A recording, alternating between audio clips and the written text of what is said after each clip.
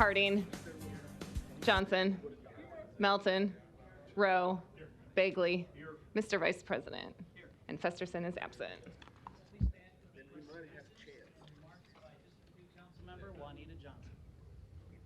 Pledge allegiance to the flag of the United States of America and to the republic for which it stands, one nation, under God, indivisible, with liberty and justice for all. Good afternoon, everyone. Please continue to stand. We did have 2 fallen soldiers in our community this year. One on March 8th, Ronald Standard, and then we also had Gordon Brown on March 2nd. These 2 individuals were very significant in our communities, and at this time I would like to give 30 seconds of silence in their honor. Thank you.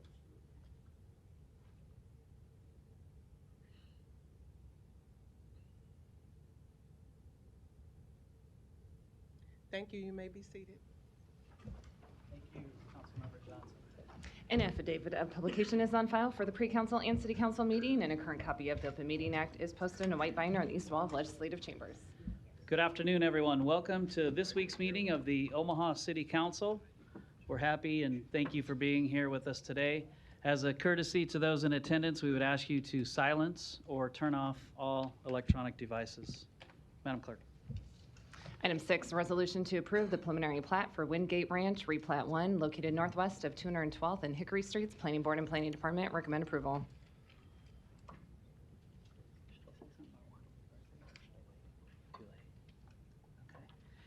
Before we get started on item 6, if you're wondering what the flowers are up here today for, this squeezed in on me that it happens to be Councilmember Johnson's birthday. She turned 30 today. So, happy birthday. Happy birthday. Thank you. So we'll definitely owe her for that one. Public hearing and vote on item 6 begins at this time. Proponents, please.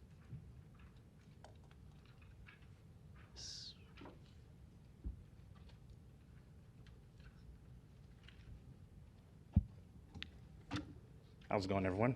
Jeff Stoll, E&A Consulting Group, 10909 Mill Valley Road. I'm here on behalf of the applicant, here to answer any questions you may have. Thank you. Are there any other proponents here today? Seeing none, are there any opponents? Public hearing is closed. Roll call. Harding, Johnson, Yes. Melton, Rowe, Bagley, Mr. Vice President. Yes. Item 6 is approved, 6-0. Item 7, a resolution to approve the preliminary plat for F Street Crossing located southeast of 204th and F Streets. Planning Board and Planning Department recommend approval. Public hearing and vote is today on item 7. Are there any proponents here today? Hello again. Jeff Stoll, E&A Consulting Group, 10909 Mill Valley Road, here on behalf of the applicant to answer any questions. Thank you. Appreciate it. Are there any other proponents here today? Seeing none, are there any opponents? Seeing none, public hearing is closed. Roll call.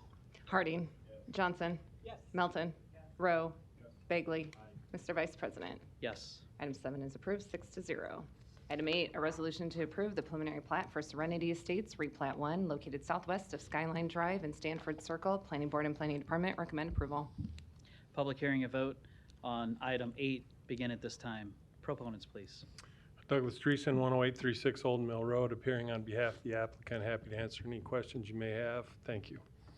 Thank you. Are there any other proponents? Seeing none, are there any opponents? Seeing none, public hearing is closed. Roll call. Harding, Johnson, Yes. Melton, Rowe, Bagley, Mr. Vice President. Yes. Item 8 is approved, 6-0. Item 9, a resolution to approve the preliminary plat for CIP Saddle Creek located northwest of Saddle Creek Road and Pacific Street. Planning Board and Planning Department recommend approval. B's Communications in opposition. Public hearing and vote on item 9 begin at this time. Proponents, please.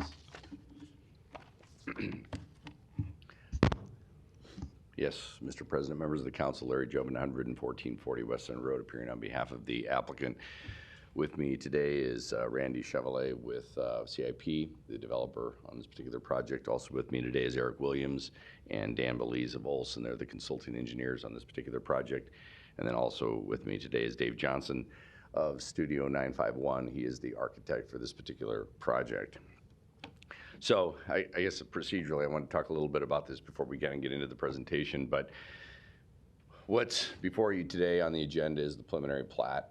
And you'll see in a couple weeks, we have a redevelopment plan on March 29th that will be before you on a public hearing. And then also as part of this approval of this project is an amendment to the future land use map. There's also rezoning from R4 and GI to R7 medium density residential housing and community commercial CC with a major commercial overlay district along Saddle Creek, as well as a planned unit redevelopment. And those three items, the amendment to the future land use map, the rezoning, and the final plat and the PUR will come before this city council with the final plat sometime down the road, because again, this is the preliminary plat.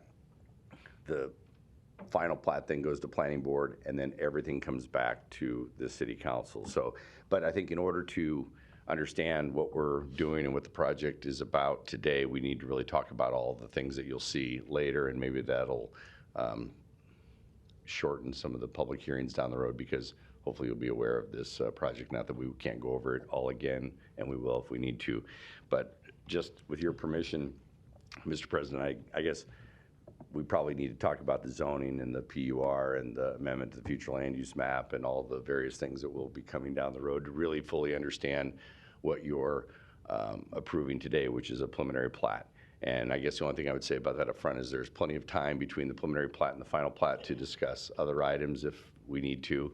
And then obviously, as part of the redevelopment plan in a couple of weeks, we can talk more about the TIF. I'm not really going to get into the TIF aspect of it today. That's more of the financial aspects of this particular project. So with all that, I will proceed with what we have on the agenda for today.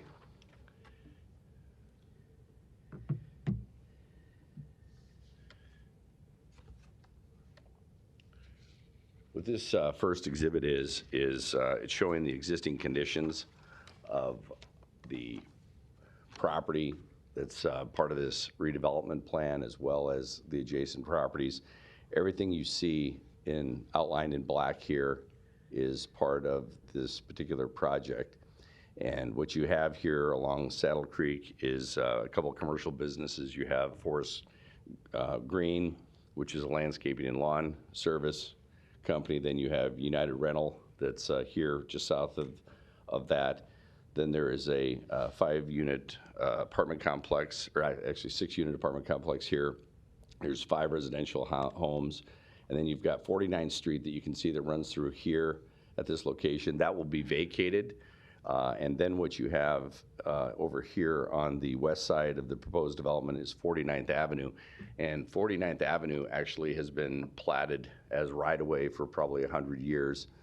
Maybe longer. I never went back and looked at the original plat, but it's been platted and dedicated as right-of-way for quite some time. But I've got some photographs here that will show you that it's never actually been improved. So with this project, 49th Avenue will actually be constructed, the actual street paving. And like many older parts of the city, again, this particular project outlined in black here, like many of the older parts of the city, as you know, there's a lot of places that are kind of a mishmash of zoning. So what you can see here is you've got CC with an MCC corridor overlay district to the north. Part of this property is actually zoned in blue, the general industrial. And there's actually general industrial, believe it or not, and that little sliver here where the multifamily is. And then you've got R4 zoning, and then to the north you have general commercial, you've got R5 zoning, you have R4 zoning, and then across the Saddle Creek you have the Boss, which was recently redeveloped. That's another apartment complex that some of you were actually on the council when that went through. That's R8 MCC with a PUR, which is very similar to what's being proposed with this development, although this development's in R7 zoning with a MCC and a PUR on top of it as well. So as you can see, there's kind of a mishmash of zoning. I'll get into the amendment to the future land use map a little later, but this shows you the future land use map today. And again, the actual existing zoning is really inconsistent with the future land use map today, because what you have is, this is CC with an MCC overlay district all in red along Saddle Creek. And then you have R4 here, I should say low density residential housing in yellow. And so the amendment that you'll see to the future land use map is really keeping the CC, MCC overlay along Saddle Creek. And then all we're doing is changing the R4, which is low density housing, to R7, but really a high density residential zoning as far as the master plan designation is concerned. So I'll get more into why we're doing that down the road. As far as the existing conditions as well, I went out to 49th Street, and if you recall, from 49th Street is right in this location here. That street is currently in place. It will be vacated and it will be torn up, and actually the building will be located along 49th Street.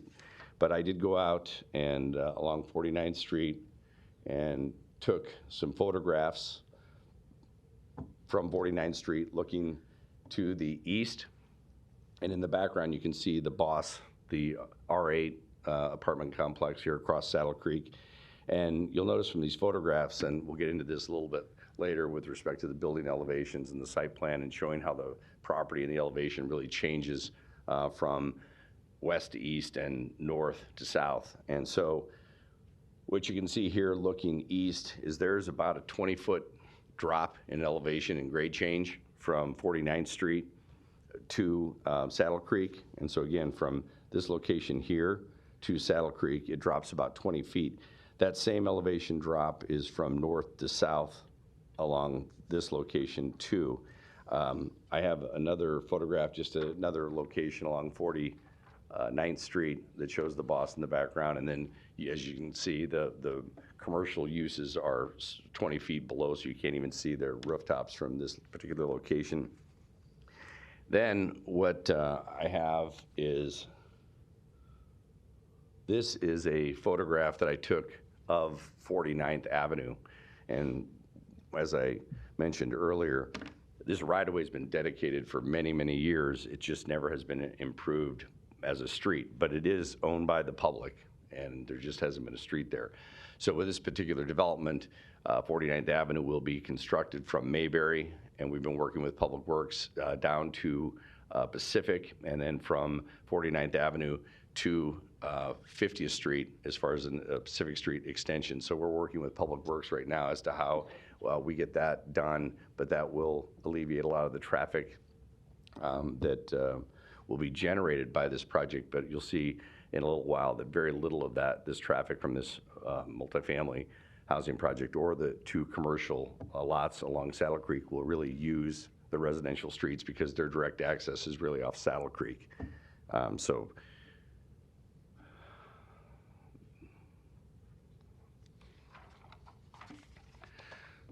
the preliminary plat that's before you today, I just kind of outlined this morning with my highlighters, but you can see the three lots. You got the blue, the pink, and the purple.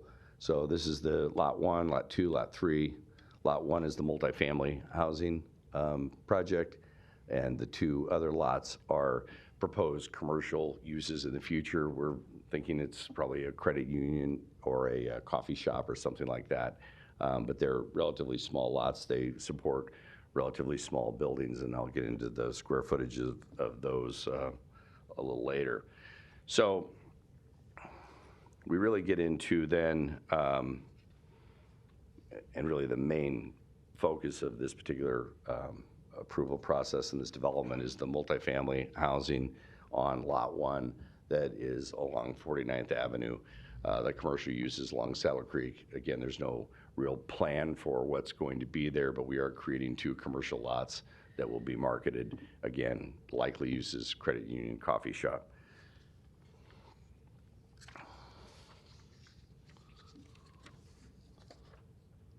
This kind of shows another site plan here. Again, multifamily back here. And then you have the two commercial buildings here and here along Saddle Creek. This is 49th Avenue, and this is Mayberry up here to the north. So just to give you an idea. So this kind of shows the elevation, kind of a high aerial view of the proposed elevation. And what we're seeking with a PUR, the planned unit redevelopment, I kind of will go through that first, is this is 49th Avenue, this is Mayberry, and this is Saddle Creek on the backside here. And so we worked with the planning staff for almost a year now, a little over a year actually, on making sure that this proposed multifamily housing project was compatible with the adjacent uses to the north and to the west, because that's where the residential neighborhood is, to the west and to the north of this particular development. And so you'll notice, and we'll get into the elevations in more detail here, but this shows along 49th Avenue where you have this row house look, and the whole idea was to make these look like row houses. There's a building that's back here, but these buildings are separated, and then there's a setback in the buildings. They have pitched roofs. This is very, the articulation is such to make it look more like a kind of a single-family residential row house look along 49th Avenue. And so one of the requests of planning was to have it more residential in character. Well, in doing that, you want to pull it closer to the street and make it feel more residential in character, very similar to the Boss across Saddle Creek on Pacific Street. And so we did pull that up. And so one of the waivers that is required is a modification of the front yard setback from 35 feet to 8 feet for the entryway. And that's just at that one location here that you see that entryway that kind of protrudes out from the building here. And then the rest is 17.83 feet to the front of the building line. That's the rest of the inline row houses here. So, but the idea was, in working with planning, is to make it more compatible with the residential use, make it have more of a residential look and feel, and pull that up to the street. And so one of the waivers was to have this little entryway feature along 49th Avenue. Also, there's impervious coverage from 70% to 72%. These things are, a little more in detail than we probably need to get into. But the buffer yard along the north was reduced from 30 feet to 20 feet along Mayberry. And really the primary reasons for the PUR and granting these types of waivers under our guidelines is that when you have innovative projects and innovative land uses, you really need relief from some of the site regulators that would otherwise apply, because our zoning code applies to all different parts of the city, including infill type projects where it's more difficult to meet the site regulators. So the PUR allows you to have those waivers and variances when you need them to make sure that you can have these types of projects in the inner city.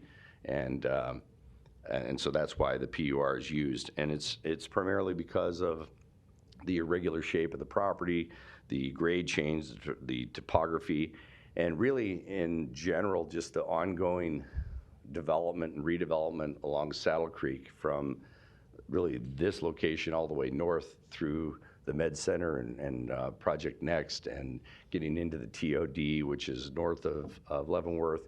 So all of those things kind of goes into the whole idea of why you grant these waivers with the planned unit redevelopment. And again, we worked very hard with the planning staff to accommodate what they thought this project ought to look like adjacent to the residential neighborhood to the north and to the west. So I have a couple other kind of elevations.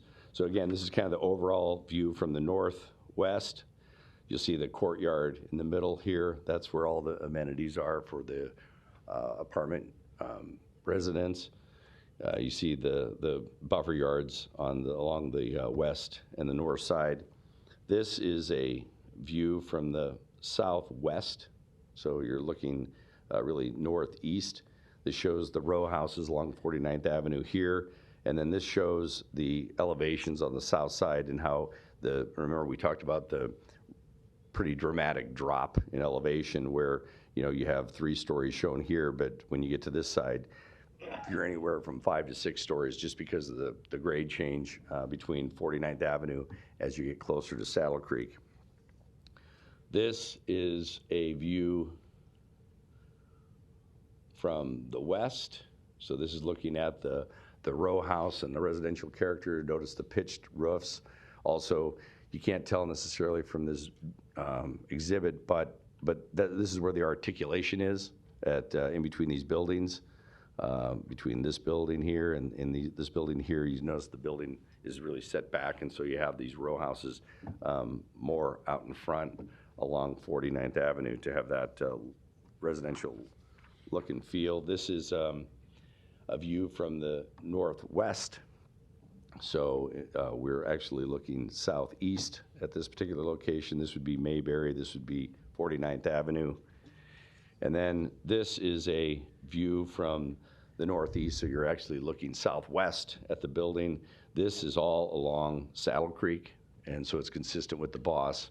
The commercial lots that we talked about are out in front here, and then this would be along Mayberry. But notice, again, the 20-foot drop, you really only have a view of 4 of the stories along the north side, and then 3 of the stories here with the row houses, because they're only 3 stories. And then so nowhere from the residential neighborhoods to the west or the north do you see this height that you have here. And so that is showing, and this is the last view from the southeast, so you're actually looking northwest from this particular angle. This is the amenity locations, the clubhouse, and the leasing offices, et cetera. Also, I guess I should say back here is the parking garage, and we'll get into that. There's 2 floors of parking. There's 277 off-street parking spaces required. We actually have 293 provided, and there's 2 levels of parking within the structure, and that's in this location here. And I'll show you the access points. There's an access point on the east side of the building and also on the south side of the building, not into the residential neighborhood at all. And there are 140 spaces on each one of the floors, so there's a total of 280 stalls inside the building that are constructed.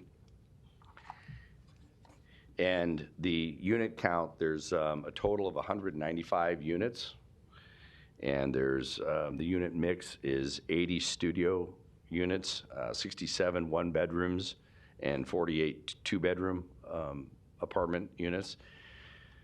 This is conventional financing, so it's market rents.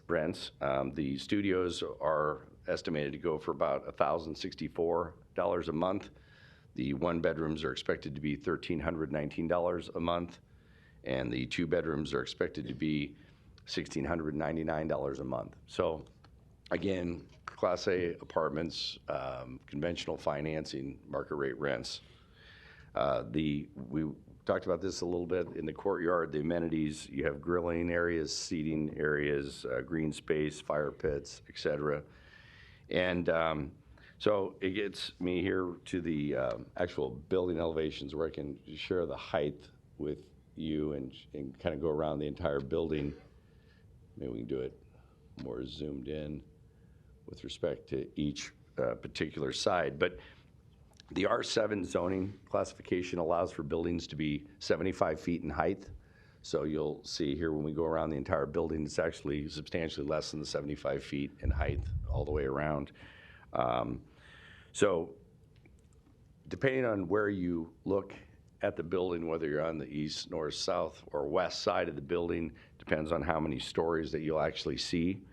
And so on the north side, which is this top elevation here, again, this is along Mayberry, drops down. This would be more Saddle Creek. This would be 49th Avenue. So you notice that you have anywhere from 3 to 4 stories on the north elevation, 3 stories being the row houses here on the west side of the proposed development. And then it steps up to really 4 stories of visible apartment units along the north side as you go to the east side of the site towards Saddle Creek. And we're showing that at about 47 feet in height at this location. And that's to the very top peak of the roof. You know, the planning department actually measures it to the midpoint of the roof, but we're actually showing you what it is to the peak, so the highest point. And it goes from 47 to 48 feet of visible building on the east side of the proposed north elevation. So then you get to the next one would be the east elevation, and the east elevation is anywhere from 5 to 6 stories. So it's 5 stories on the south side. It steps up to 6 stories on the north side of the development. Again, this east elevation is not visible at all from any of the residential neighborhoods to the west or to the north. This is all along Saddle Creek. And so this will range in height between 68 feet on the north side down to 63 feet on the south side. And that's 6 stories here. Again, 2 stories of parking and then 4 stories up. This is the entry point to the structured parking at this location on the east side of the proposed multifamily project. The next elevation is the south elevation. And so the south elevation ranges between 3 and 5 stories. And again, this would be the west side of the development. So you have 3 stories. This again is the row houses along 49th Avenue. And then as the elevation drops, you know, the 20-foot grade change, it now has about 5 stories visible. And that height again on the row house side is 47 feet, and then it gets to approximately 63 feet to the peak on the east side of the proposed elevation on the south. There is also another location for the parking garage. The structured parking is at this location here on the south elevation. And then finally,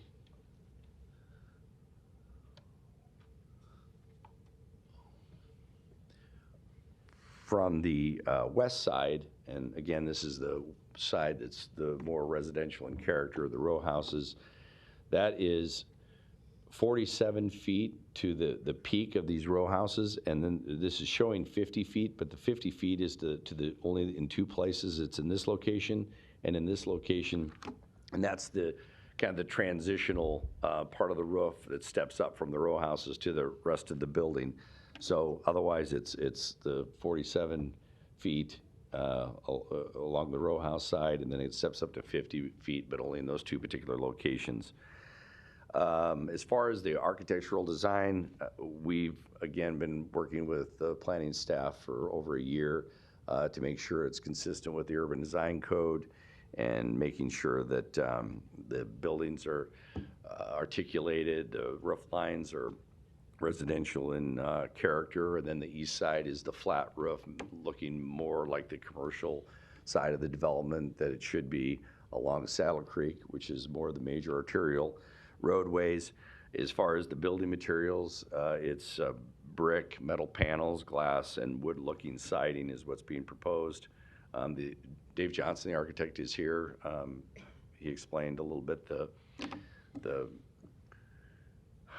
the rationale, I guess, if you will, for the architectural style and feel of the building, if you have any questions regarding that. We talked about the parking. There is 15 parking spaces On the west side of 49th Avenue, which are on-street parking, and there's 15 on-street parking stalls on the east side of 49th Avenue, which will be constructed. And we talked about the 2 commercial lots. I think we're looking at Lot 2 being the credit union would maybe support a building that's 3,140 square feet, and then the coffee house on Lot 3, which is the southern commercial lot, would support a building of about 2,500 square feet. As far as public improvements are concerned, we are, like I said, working with Public Works to construct 49th Avenue, which again has been publicly dedicated for many, many, many years and yet not improved. So it'll be an urban section, curb and gutter, built to public standards, City of Omaha standards, and that will go from Mayberry down to Pacific, from 49th Avenue to 50th Street. So that will be a residential street. Obviously, it'll support the on-street parking on both sides of 49th Avenue. We're working with, then we have new sidewalks, there's new street lighting, new storm sewer improvements, and then there's a power pole relocation. Like with any redevelopment project, you're always having to relocate utilities typically in infill and redevelopment type projects. As far as the amendment to the master plan, this is an exhibit that the planning department put together. This kind of shows the existing master plan. I went through that with that kind of more blown up exhibit of the master plan, and this shows the change really of what we're doing from the high density, from the low density to high density. Otherwise, everything really stays the same. And you know, the rationale for the change in the master plan to allow for this particular project is really the GI zoning is not consistent with or compatible with the existing and adjacent R4 zoning to the north and to the west of the industrial property to the east. So really, you're trying to eliminate this industrial property that really isn't appropriate at this particular location. We don't believe the property is really viable for industrial uses any longer, and the general industrial zoning classification is really obsolete for this area. The property, as you can see from the photographs that we had here,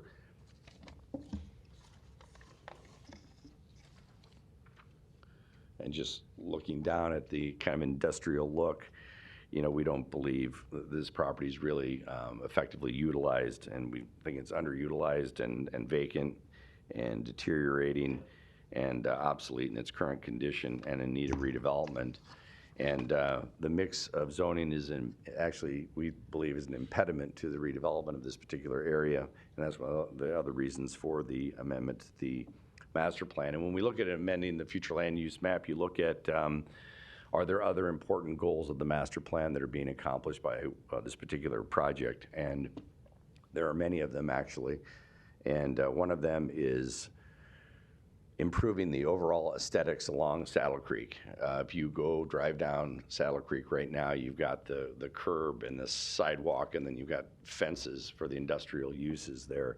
So the streetscape will look dramatically better with this particular project. It will redefine the street layout and the improvement of the streetscape along Saddle Creek. It'll allow the property to be more effectively utilized for multifamily housing, office, and commercial uses, and will eliminate the obsolete existing industrial uses along Saddle Creek. There's, of course, one of the components of the master plan is providing diversity of housing, which this project will also do. Also, it will create jobs in redeveloping this, as well as managing it. And then, of course, you have the 2 commercial properties along Saddle Creek. The market study, there was a market study done by the developer that shows this type of housing being in proximity to UNMC and the whole Project Next and Innovation Campus, and based upon the occupancy rates in this area, this is a good use for this particular property.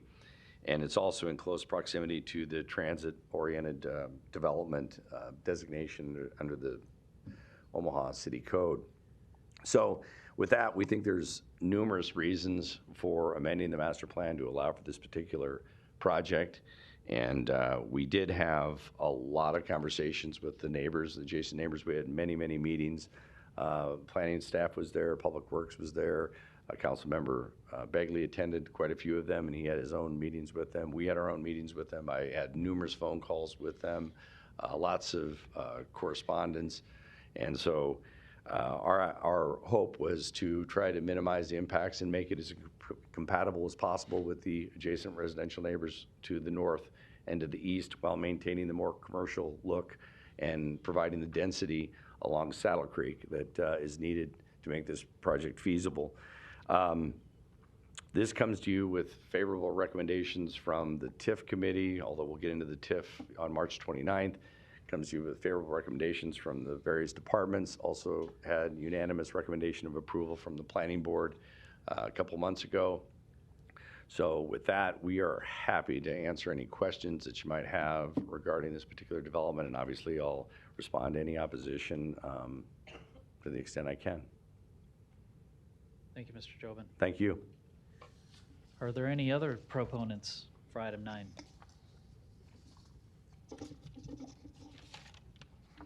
Okay, seeing none. Oh, before we get started with the opponents, could I see a show of hands of who would like to speak as in opposition, just so I kind of have an idea?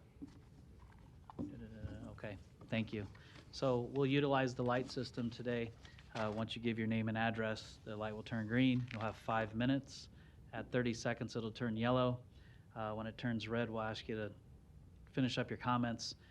There is also the opportunity, if council members have questions, that you'll be able to be allowed more time. So thank you for that. With that, are there any opponents?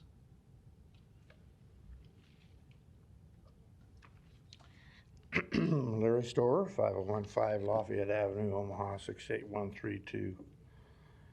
Might be a stretch, but I'm not too far from this area. Nice presentation, and a salesman's primary job is to close the order the first time he's there if possible. Drop the pen in your lap and ask you to sign. He hasn't asked that yet. But wasn't there something in the rules about 10 minutes for a presentation? Total of 20. They get 10, we get 5 maybe, then they get 10 to rebut us. I didn't see a clock for him, but the overall picture here is, I remember in the 70s, was it, when we blew up a lot of nice buildings down there that could have been utilized for a lot of things we're doing right now. And what wasn't said here clearly was, well, next week there'll probably be the TIF application. It doesn't say TIF here. And you get one crack at it next week or next hearing, whatever, to maybe talk about that and talk against it. I'm talking against it now because it will show up. I guess OIC stands for Improvement District or something. But then all of a sudden it'll become a TIF project. And he did make reference to favorable recommendations from the TIF committee. Of course. And then finally, the skyline of Omaha is disappearing. Now, I live up high on the upper Dundee area, well, east of 52nd, I'm sorry. But there's a lot of the east skyline that we no longer see because of some of these same type developments. Now, that area that this is going to be built in is very low. So you bring in a lot of dirt. You raise it way up, and then you build a 6-story or more. But you try to hide part of it with dirt, and you try to say the neighborhoods to the north, where people like me might live, no interference with them except the skyline. You need to stop some of this stuff. Maybe better other areas, but this looks like one of those museums in Europe. The Louvre, or the Queen's Castle in England, or the King's Retreat in England. This is not a small structure. And we have a candidate that'll be announcing probably in the very near future for Douglas County Sheriff that pointed out at a meeting the other night that young people aren't coming and young people aren't staying. You are going to have so many of these structures vacant because young people don't want to live here. but we're building them to try and keep them here and try and attract them from the East Coast, West Coast. No, they're all headed up to the Northwest. We never talk about that, do we?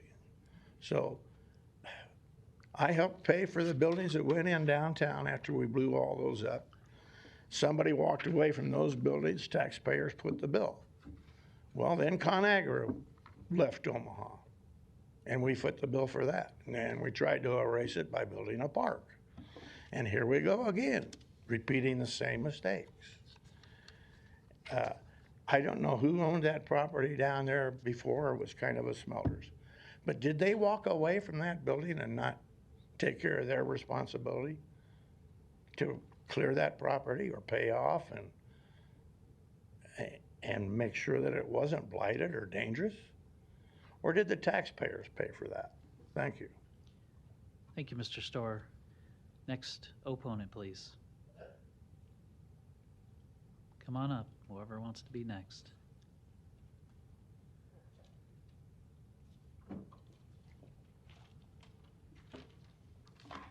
I can't see you all, so.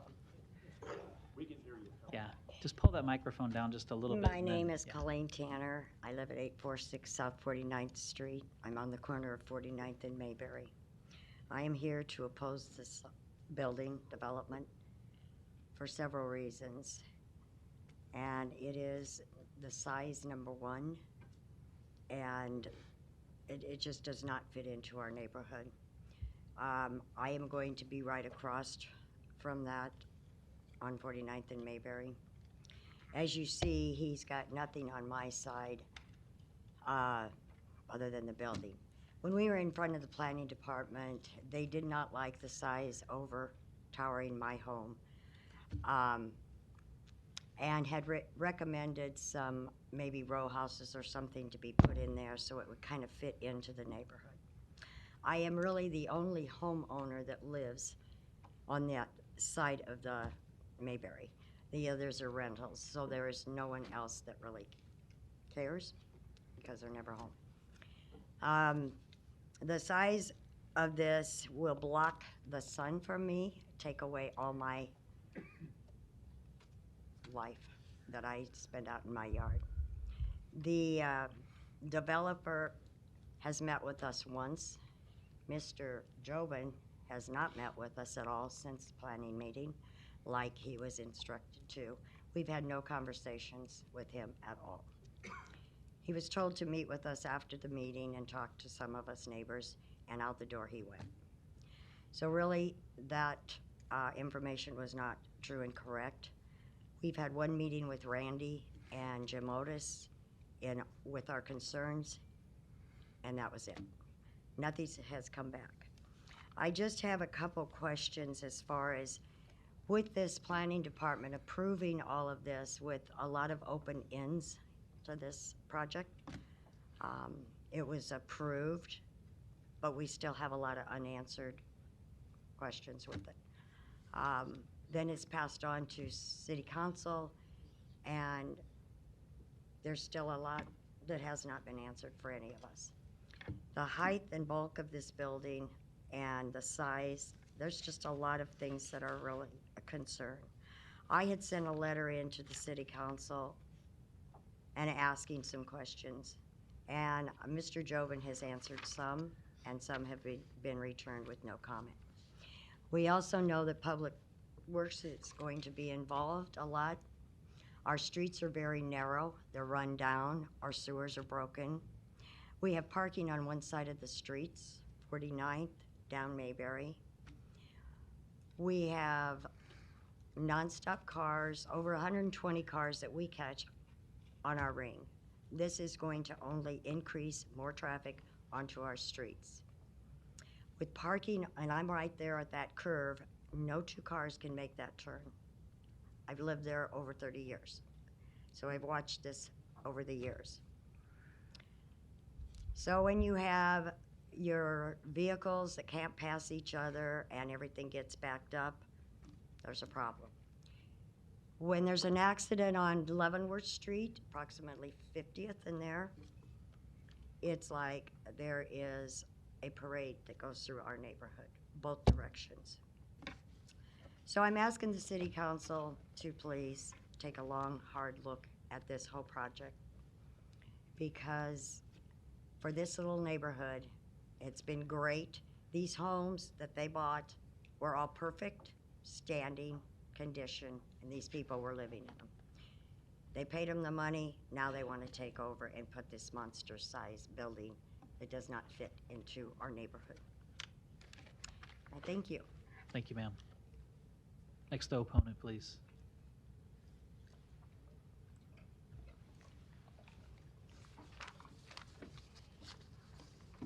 Sorry. Good afternoon. My name is Melina Peterson, and I live at 4953 Mayberry Street, and I own property on 968 and 972 South 49th Ave. So, okay, very good. So basically, as you can see, what Mr. Jobin had posted, this is the development. I have highlighted my property. This is what I will have. So we object to this whole development process. Yes, we were able to voice our objections at the planning board meeting, but because the planning department made sure all of the criteria were met, there is no reason to not pass the request. And here we are today in front of all of you asking for this development to have a no vote. But as everyone knows, that once the planning board gives their stamp of approval, it's a done deal. Yet we are asking you to please send the developers back to the planning board for a more reasonable structure and constructive neighborhood input.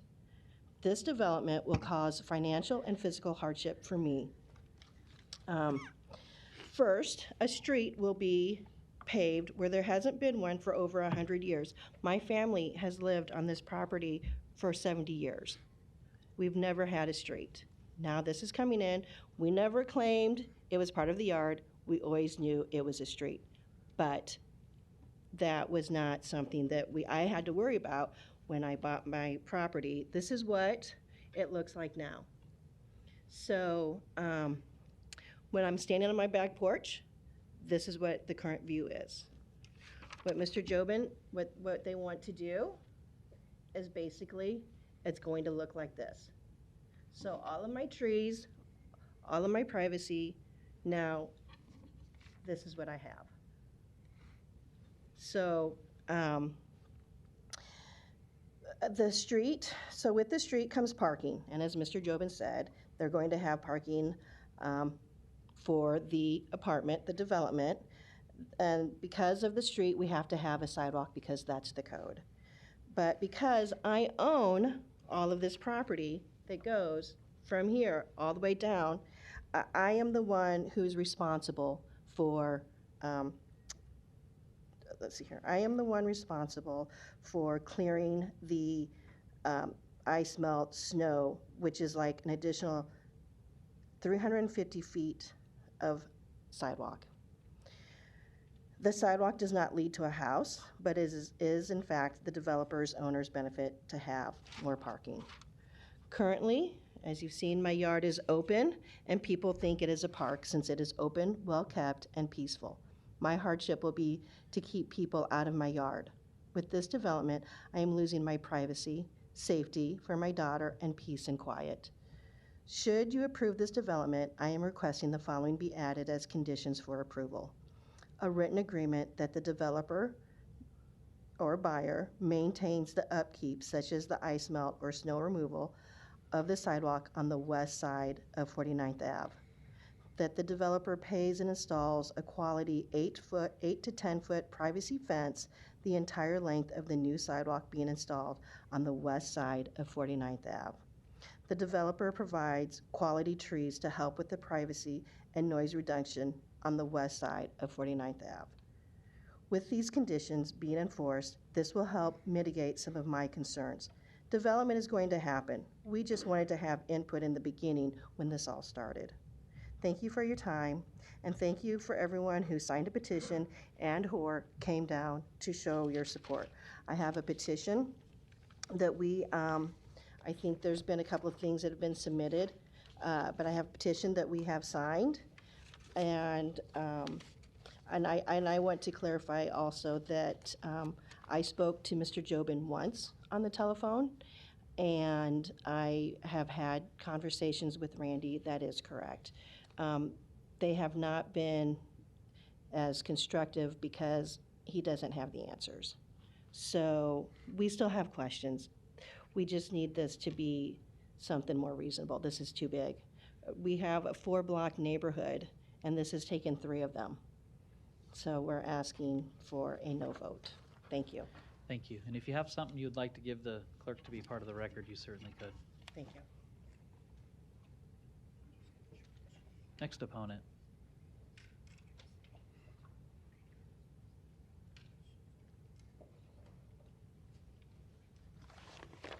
Hello. My name is Debbie Rushlaw, 1010 South 49th Avenue, 68106. Okay, let's see, where do I want to start? First of all, I want to address the meetings that Mr. Jobin is saying took place. Randy attended 2 of our meetings that we started, we put in place, we found the place to have the meeting. Mr. Jobin, I spoke with you once on the phone. The only meeting that you ever had with us was the virtual meeting. That is not several meetings. Not even close. Mr. Begley attended one of our meetings, and we asked him if he would join us for a small gathering that we had, and he did, and he answered a lot of our questions and gave us insight as to how this works, because we really didn't know the protocol and how things go, and so we're very appreciative of that. Thank you for attending. Put this up here.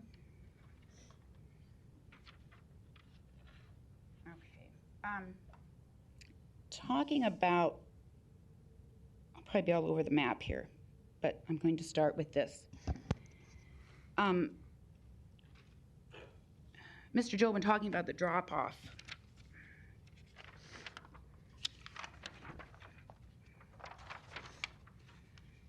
And this is what I will see out my back door. My house is over here. And right here, where this building is 50 feet, right here where this building is my property. And it's elevated, and it has perhaps, there will be a 30 to 40 foot drop off on my property going down. At our meetings, we asked what's going to be done about that. The first meeting, we asked about that. What will be done? How are you going to put a tie wall, rock wall? You have to have railings. We have grandchildren that live right there on the property and back. Our property is right here. When you come down Pacific and you turn on 49th Ave, that is not, this is 49th Ave here that we've all been talking about, and our property extends all the way up here. It goes over here and it comes over here, and this is where the elevation will drop off, because their building is going to be right here. This entire length of this. This is where the apartment will be, extending down here. The first meeting that we had with Randy, we asked about that, and that was a concern. And he said, oh, it's on the plans. Well, every time we ask about the plans, we're told these aren't the final plans. Well, how can we have concerns and questions about plans that aren't final? So we asked him the first time, how is that going to be done? I don't know, you'll have to talk to an engineer. We met last Monday with him. He said he thought he was meeting with a couple neighbors to talk about our concerns, and I said, what do you think we're asking? That's what we're talking about, our concerns. The last meeting we asked you about this drop-off. We're very concerned about that on our property. He didn't have an answer, he didn't know. You'll have to talk to the engineer about that. Okay, this picture is the same picture that I will see out my back, same as what Melina saw. All of these buildings, the apartments that have these lovely little pitched roofs, don't they just look so nice? They look really nice in our backyard. No one ever talked to us about any of this, which is the point I'm getting to now. This entire process, from the start, for the past 2.5 years, probably close to 3 now, that we've been asking about this, that is there a project going on? We hear, there's rumors, people are selling their houses. No, there's nothing going on. There isn't a thing going on. We don't have anything on the books that says there's a project going on, talking with the planning department. Yet, on December 20th, we get a postcard that says you need to go to a meeting. Here's a meeting for the new project that's coming up, and we go to the planning board on January 5th, over Christmas, the first meeting, December 20th, January 5th. That's how long we had to prepare, to investigate, to go over our concerns, to ask questions about all this. Clearly, none of our questions were answered anywhere along the line from anyone. Debbie, Until if a you could permit was filed. If you could summarize for us. Okay. And then there still could be more time for you if council members have a question, please. We don't have any historical buildings on the register, so we know where this is going. We ask you to lay this over or say no. We don't want this in our backyard. There are no plans, as Mr. Jobin said, to extend 49th Avenue to 50th Street as of yesterday. Not Pacific and not 49th Avenue, past the plat of the apartments. Thank you, ma'am. Thank you. Next opponent, please.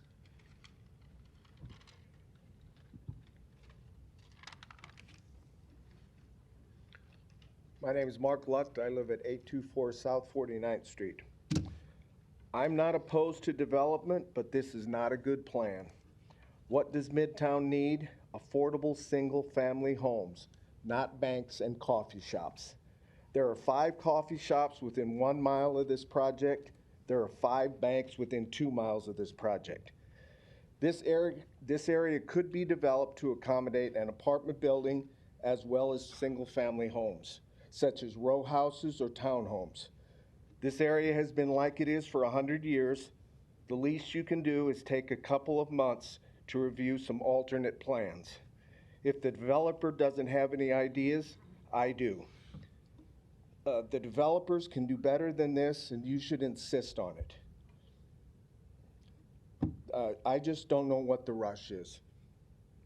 This is going to be here for 50 years, 70 years, whatever. I think you can take a little bit of time to look at some different options. Thank you. Thank you, sir. Next opponent.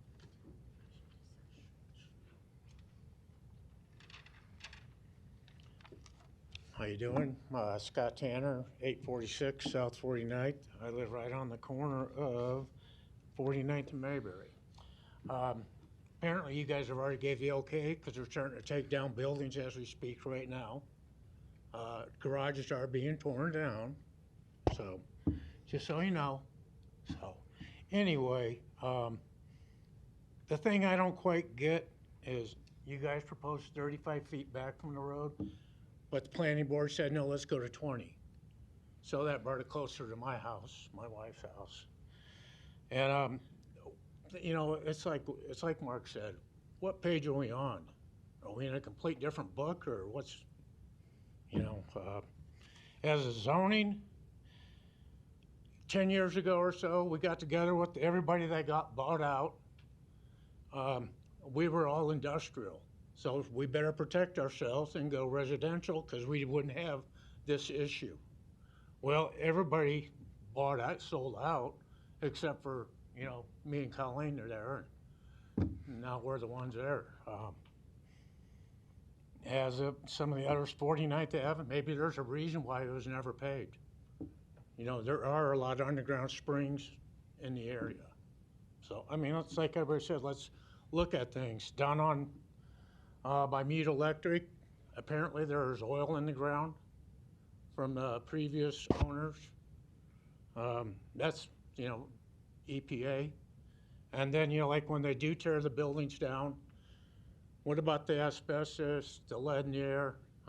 we got to keep that in mind for safety. Thanks a lot. Thank you, sir. Next opponent, please.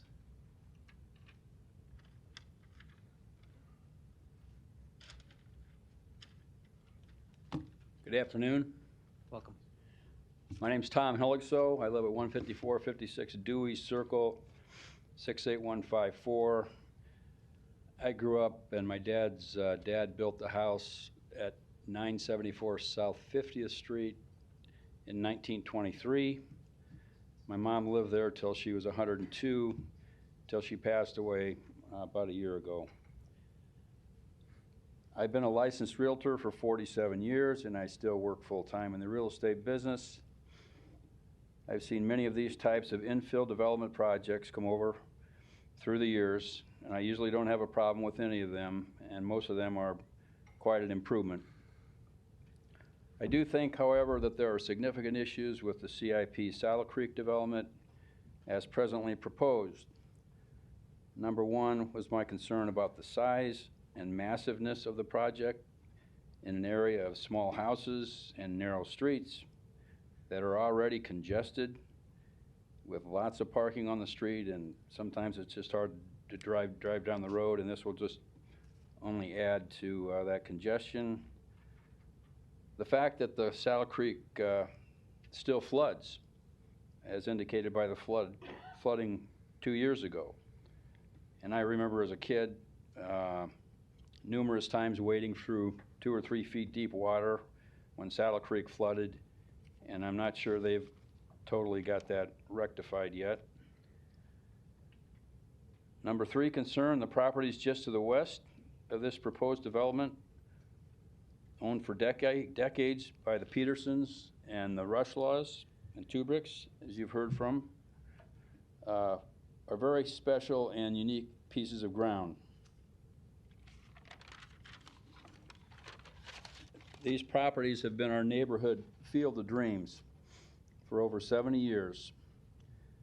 It is a space where hundreds, maybe thousands of kids from our neighborhood and adults have gathered to safely play baseball, football games, play kick the can, climb trees, build forts, swing on rope swings, and just generally hang out.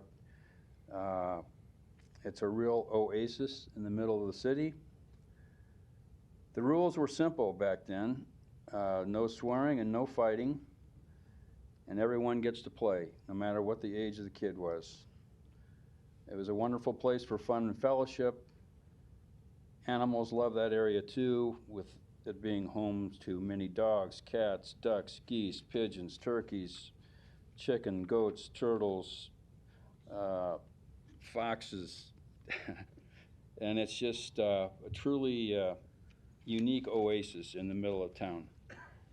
This project would greatly affect the personality of that area.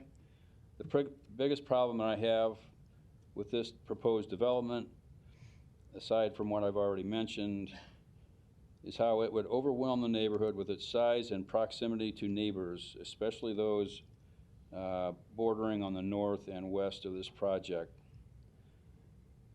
The proposed extension of 49th Avenue to the south will cut right through the Field of Dreams. I understand that the city has the right to do that, and they have a right-of-way. It has always been part of our playground, I would just say, and part of the sanctuary of that area. The project will really crowd and loom over the area where dozens of kids are still playing and running around. The project will bring hundreds of more residents to the area, and that will totally change the safety aspect, the peace and tranquility that is now found in this area. I urge the City Council to not rubber stamp this project without further compromise on the size and proximity to neighbors. Areas like this are rare in sanctuaries to the people that live there. I urge the City Council to slow down and to reassess this whole proposal. Thank you. Thank you, sir.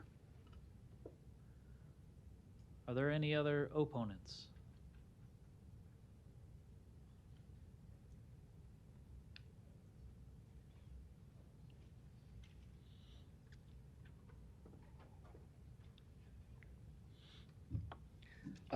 Bradley Smith. I live at the other end. I live on the 997 South 50th Street. I live on the other end from Mayberry. I live in Pacific. And I have lived in the house for 25 years. I don't know how it affects me. I've heard, oh, they might pay Pacific, they might not. I've never once heard from this gentleman. Phone call, meeting, nothing. He talked about bringing employees and stuff into the neighborhood. I own a business. I employ people in the neighborhood. I stayed in the neighborhood for a reason. I had chances to move. I chose to stay there in my little house. So, sorry, a little emotional. I just came to support my neighbors today. And I asked that what everybody else was asking is maybe a little bit more time. Because we did. We heard about it on December 20th and had, what, a week and a half to see what was going on. And I'm a little more in dark than some of my neighbors, but like I said, I've never once had a phone call meeting with anybody, but I just came to support my neighbors today. Thank you. Thank you. Are there any other opponents here today?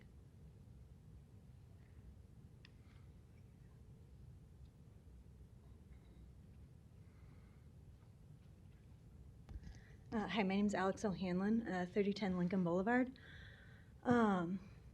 I just wanted to bring attention to, at the planning board meeting, a water engineer did call attention to the flooding probabilities of this site. And at that time, I think maybe Mr. Jobin came up and addressed some of that and just said that like the barrier was going to be high enough that the garage wouldn't flood. But some of the folks that have come up have talked about how there are springs all over this place. Actually used to be a carbonated mineral spring. It's still there underneath Dingman's Auto Collision. Used to be a mineral bottle watering facility, so pretty interesting. But I was walking down here during Mr. Jobin's presentation, so I might have missed something, but I didn't hear anything addressing the flooding issues, and insurance costs are going up for homeowners because of flooding and other extreme weather. So I think it's really important that we don't just rubber stamp things that are probably going to flood, have a very high probability of flooding. The new FEMA flood maps are out.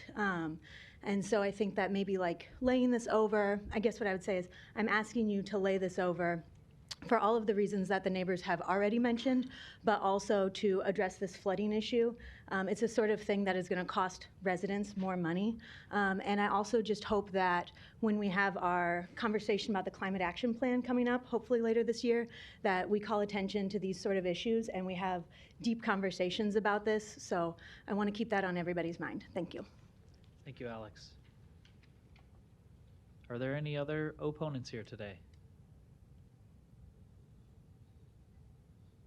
Seeing none, public hearing's closed.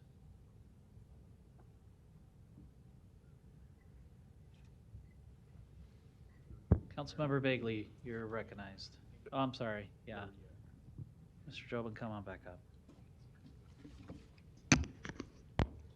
Yes, Mr. President, members of the council, Larry Jobin, 11440 Western Road, appearing on behalf of the applicant. If I could maybe respond to a few things here, and then I can answer any questions that you all might have. We do have a landscaping exhibit that shows this is the north elevation across from Mayberry, so you can see the landscaping, and this is the view. And a lot of thought was put into this from an architectural perspective to make sure that it was compatible and is compatible with the neighborhood to the west and to the north of this proposed project. It is a residential use. It's not a commercial use, and we believe it is entirely compatible with the adjacent neighborhood to the west.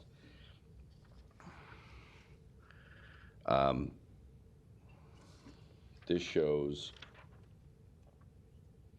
again, we are going to extend 49th Street in this location from Mayberry to Pacific, and then from 49th Avenue to 50th Street along this location. We are working with Public Works regarding those improvements. That will be a noticeable improvement to the neighborhood. It will certainly alleviate any traffic concerns from this particular project. I will show you the traffic patterns here in a second as to how traffic will flow. But multifamily residential housing is not a high traffic generator. It just isn't. They don't have a lot of AM and PM peak trip generations because it's multifamily. People in multifamily, just like single family, they leave and they leave at all times of the day and they come home at all times of the day. So they typically don't have a high AM or PM peak traffic volumes that are generated. This shows really the access. And so here's Saddle Creek. There's an entrance here, which that's obviously the vast majority of people will enter the site off of Saddle Creek. The commercial uses are here, which make obviously the most sense along Saddle Creek to be accessible from this entryway here. Again, remember we have the one access point into the garage structured parking at this location, and then again at this location.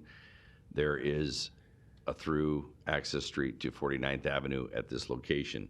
There is no access whatsoever on Mayberry, and there's no access in this part of 49th Avenue. It's only off of this particular street.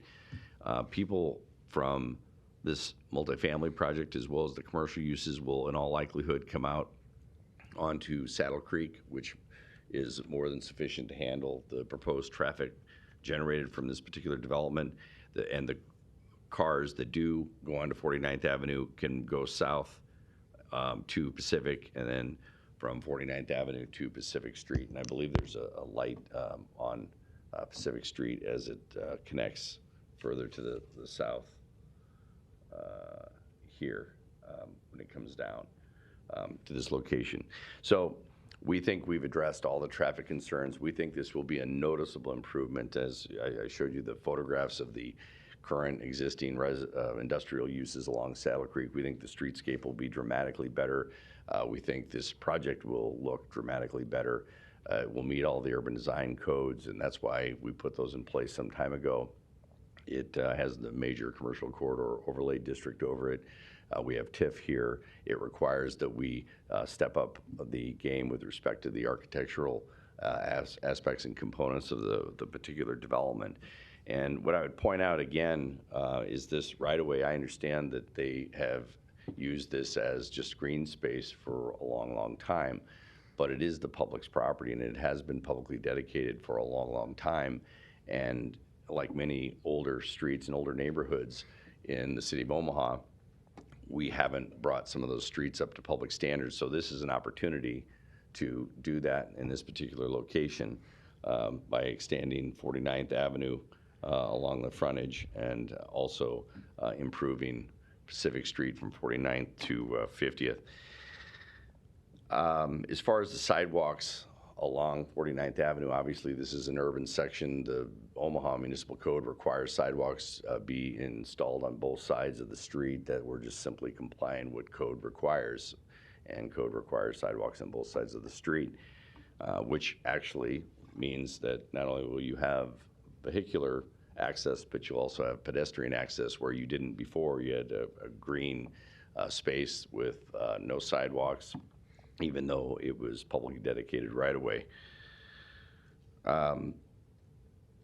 As far as the meetings are concerned, we met with them, the neighbors, on a lot of occasions. You know, there was complaints at one point in time that we had a Zoom meeting for our first neighborhood meeting, but that was when COVID was at a real peak in the county in December.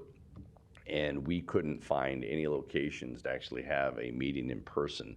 And I didn't want to delay anything, and we did want to get the information to everybody. And I talked to Colleen and I think Melina maybe early on in September, maybe it was just Colleen, and you know, they were asking about this proposed development. I said, we really don't have anything to show you. We're still working with the planning department. We're still working on elevations. You know, when I show you something, when I show the neighbors something, I want it to be what we're really doing.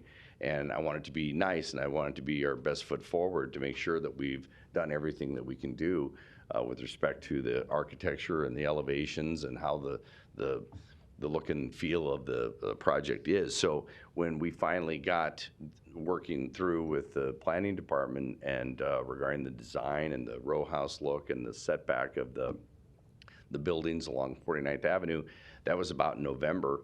We filed our application in December, and we had the meeting right away. And as you all know, the holidays are a tough time to have meetings, but life goes on, and you have to do what you have to do.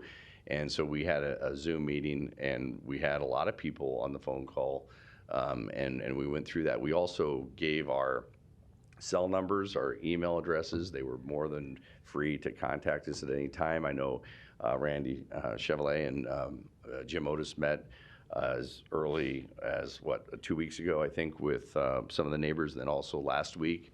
I know Mr. Begley's met with them a number of times, and Councilmember Begley and I have been in constant communication on this project regarding addressing the neighborhood's concerns, and I'm hopeful that I did that throughout, and I responded in writing and everything else. So there was in no way any intent to not inform them, not to let them know what we were doing, not to keep anything from them, and really to show them how we have minimized the impacts to their neighborhood by the architectural design and the construction of the public infrastructure and the access onto Saddle Creek. And so we think it will be a noticeable improvement to this particular area. As far as one thing that came up, I know, is where are the construction vehicles going to come from? Everything's going to come off of Saddle Creek. Nothing's going to come through their neighborhood, so there's no concern there. As far as the demolition, that has to comply with all requirements of the EPA and everything else. We can't just dispose of things if there's asbestos or any materials that have to be handled in a special way. Obviously, we have to do that, so that shouldn't be a concern either. As far as the retaining wall, it's my understanding that there's probably an 8 to 10 foot retaining wall, maybe just at this location right here. It will have to meet all the requirements, safety requirements of the city. I mean, we can't just have an exposed retaining wall where people can fall off it and get hurt. There'll be guardrails, there'll be fences, or there'll be whatever the code requires to make sure that no one gets hurt by that retaining wall being there.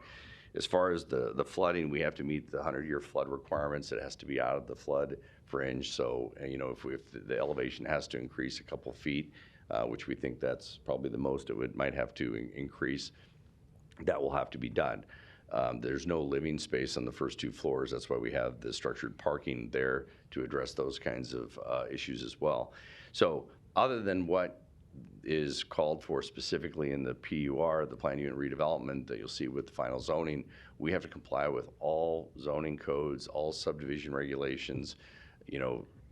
This isn't done haphazardly, and we do this all the time in the city and infill type projects. So with that, I'm happy to answer any questions. I guess, want to add that this is about a $44 million project, so it's not insignificant for this particular area. And again, the public improvements, and this is without the relocation of the power pole, which we don't have necessarily a cost on that from OPPD. They gave us a cost, but it was kind of a pulling out of the air, and I think it was probably a little high. And we also don't have the full extension of 49th Avenue in these costs, or the 49th Avenue to 50th Street extension. But the public improvement costs are about $321,000 with what you're seeing here, and they'll only go up and increase. So this is not an insignificant project. You've got CIP, who did the Conrad, and they've done other projects within the Omaha area. They've got a number of projects in the Minneapolis-St. Paul area and Bloomington, and they have a number of projects in Lincoln. They hold their projects. They own them. They don't fill them up and sell them. They're always concerned about their investment, and this is a significant investment in this particular area. So I wanted to add that as well. But with that, I'm happy to answer any questions that you might have. Thank you, Mr. Jobin.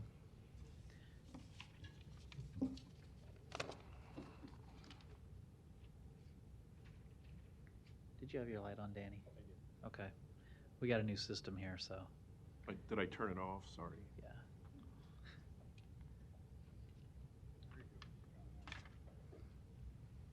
Councilmember Bagley, you're recognized.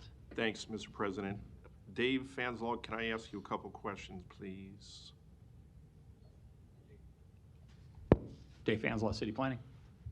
Dave, in a lot of the conversations and meetings I've had with the neighbors, many of which are here today, can you walk us through the process of when you have conversations with this development or a developer in general? Tell me about that process that you go through and that how that works. So yeah, Dave Fanslow, City Planning. Oftentimes there's a lot of conversations about developments, and especially one of this size, right? This is, as we all recognize, not a small, insignificant development proposal in our city. So oftentimes the meetings start out very conceptual. Developer or representatives come in, meet with staff. Sometimes I'm in those meetings, sometimes I'm not. But staff meets with development teams all the time. Again, conceptual plans, ideas. I hate to say, back of a napkin type of stuff, but sometimes it is just that. We often provide, after those meetings, we'll provide some guidance based on the concept plan that has probably been left with us after those meetings. So we'll go through entitlement processes. Does the site need to be replatted? Does it need to be rezoned? In this case, does it need a master plan amendment? What public improvements are necessary? We work closely with our Public Works Department and oftentimes our Parks Department to just kind of analyze that concept plan and to provide as much guidance as we can at that point in the project or process back to the development team. Sometimes we see those projects come back to us in the form of an official application, and oftentimes we don't. We meet with, I'll say, a dozen or two times a week with multiple people who have ideas and concepts. Some of them make it to an agenda, a planning board or city council agenda, and some don't. During those conversations, since they are just concept plans and those development teams and their representatives aren't sure what kind of feedback we will give them, those are just conversations, nothing official. And again, until we receive an application, until a developer or the representatives are ready to pull the trigger, if you will, for lack of a better term, to move forward with the entitlement process through planning board and city council, we really don't have anything official until we receive that initial application to go to planning board. Okay, and through that process, if I'm hearing you correctly, and as you and I have talked over the course of weeks and months, the first plan that maybe is proposed to you, your team will tell them you can't do this, or you need to do that, or you need to change this. It's not the first time it comes through. There are a lot of changes. Is that fair to say that there's many changes that you discussed that are made before it does see the light of the public day? More often than not, yeah, I would say the majority of the concept plans that we see have some work to do before staff can support them. So again, when we receive that concept plan, we try to guide and educate that developer on the codes and all the codes and all the ordinances that we have to follow that have been approved by this council or previous councils. Master plans, policies, all that stuff we take a look at, and we guide them to take into account all that information that we use to help build the city. Sometimes, not very often, a development team will say, thanks for your input, but we're going to apply anyway. But most of the time, it's a really good working relationship between staff and the development community to bring a plan forward that is master plan compliant, is subdivision code compliant, is zoning code compliant. Okay, and I know Ms. Rushlow, I believe, had mentioned that they got a card in the mail, and I got one as well. I think it was on, looking through all my notes, on December the 20th for a meeting that was on January the 5th. So I know, and I want to certainly yield to my colleagues in a minute, but I think it's important that when that card is sent out and the notification is made, and I get asked, well, they knew all along that this was gonna happen, why didn't they tell us? And I know you would kind of touch on that, but just, can you go a little bit more on that? Why it was sent out on the 20th of December and the 5th of January is when the meeting was? So sure, any notification that my department does is per state law, per city code, so we follow that very closely. Although the application for the January planning board meeting, which this case was on, was probably the first or beginning of the second week in December, after we receive an application, all the supporting material, until it actually makes an agenda, we don't notify because we don't want to, spend the time and the effort or notify a number of residents or citizens when a project might not make it on the agenda. So after we receive an application and all the supporting material, it takes us a week and a half to go through that and to start getting our recommendations and talking to other departments through that process. So we're required to notify at a certain point in time in that process, and we always meet that deadline. Okay. That's all the question I have for now. I'm gonna yield. I know Brinker had a couple questions. I'll follow back up after that. Thanks. Councilmember Harding, you're recognized. Thank you. Mr. Fanslow, as long as we're with you for now, and then I'll have a couple questions for Mr. Jobin as well, and maybe some of the engineers. There's been some question as to whether or not this is master plan compliant. So I'd like you to address that issue first. I guess I'll just start off by saying we're here for the preliminary plat. So if it advances and then we continue down the road of entitlement for this site, one of the requests will be for a master plan amendment, and that'll be along with the final plat and the rezoning. So if all of that is approved at that time, yes, it would be master plan compliant.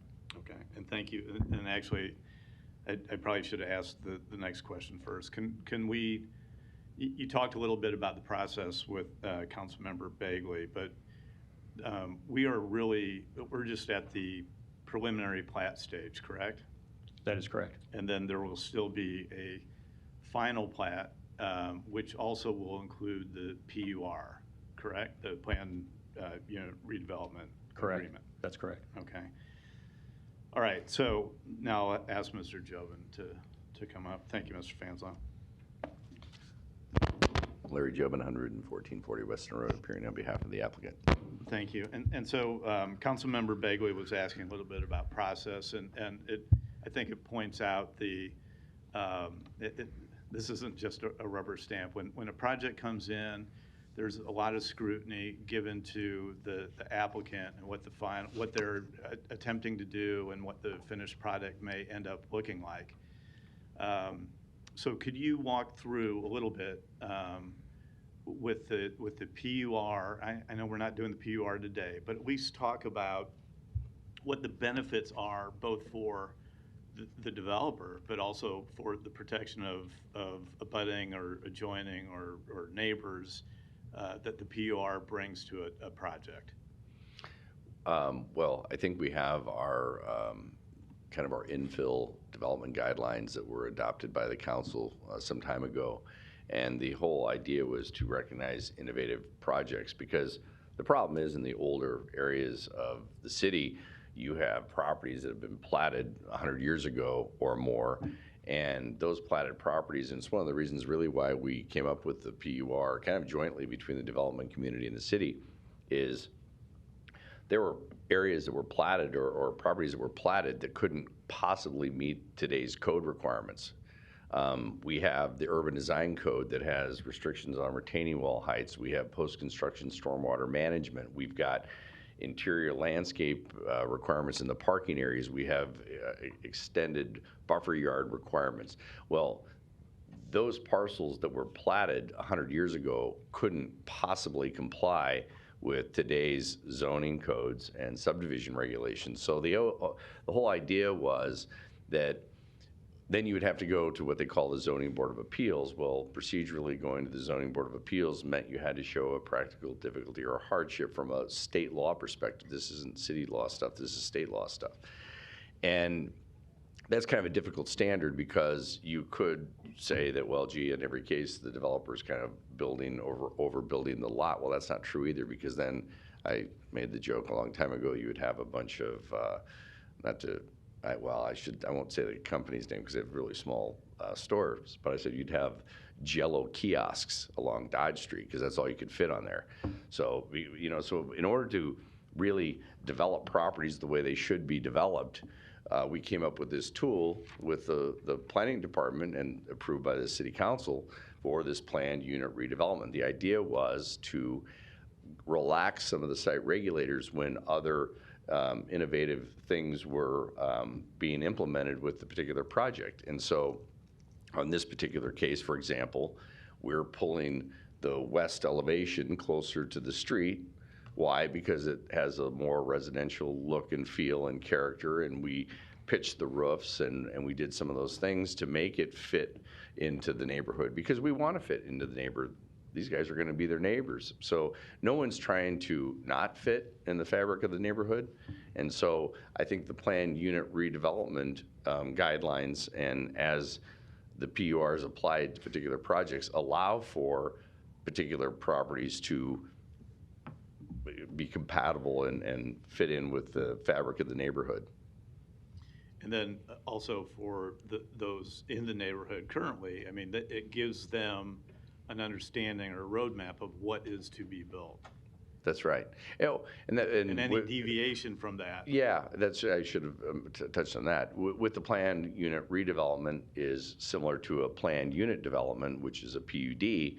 And so what that means is it's sort of what you see is what you get, meaning we're not going to go change things, and we can't change things, materially change or substantially change anything without going back to planning board, without going to city council. So you would see this again if this changed for some reason. Well, it won't probably change, but if it does, and sometimes they do, we would have to come back to the planning board. We'd have to come back to the city council.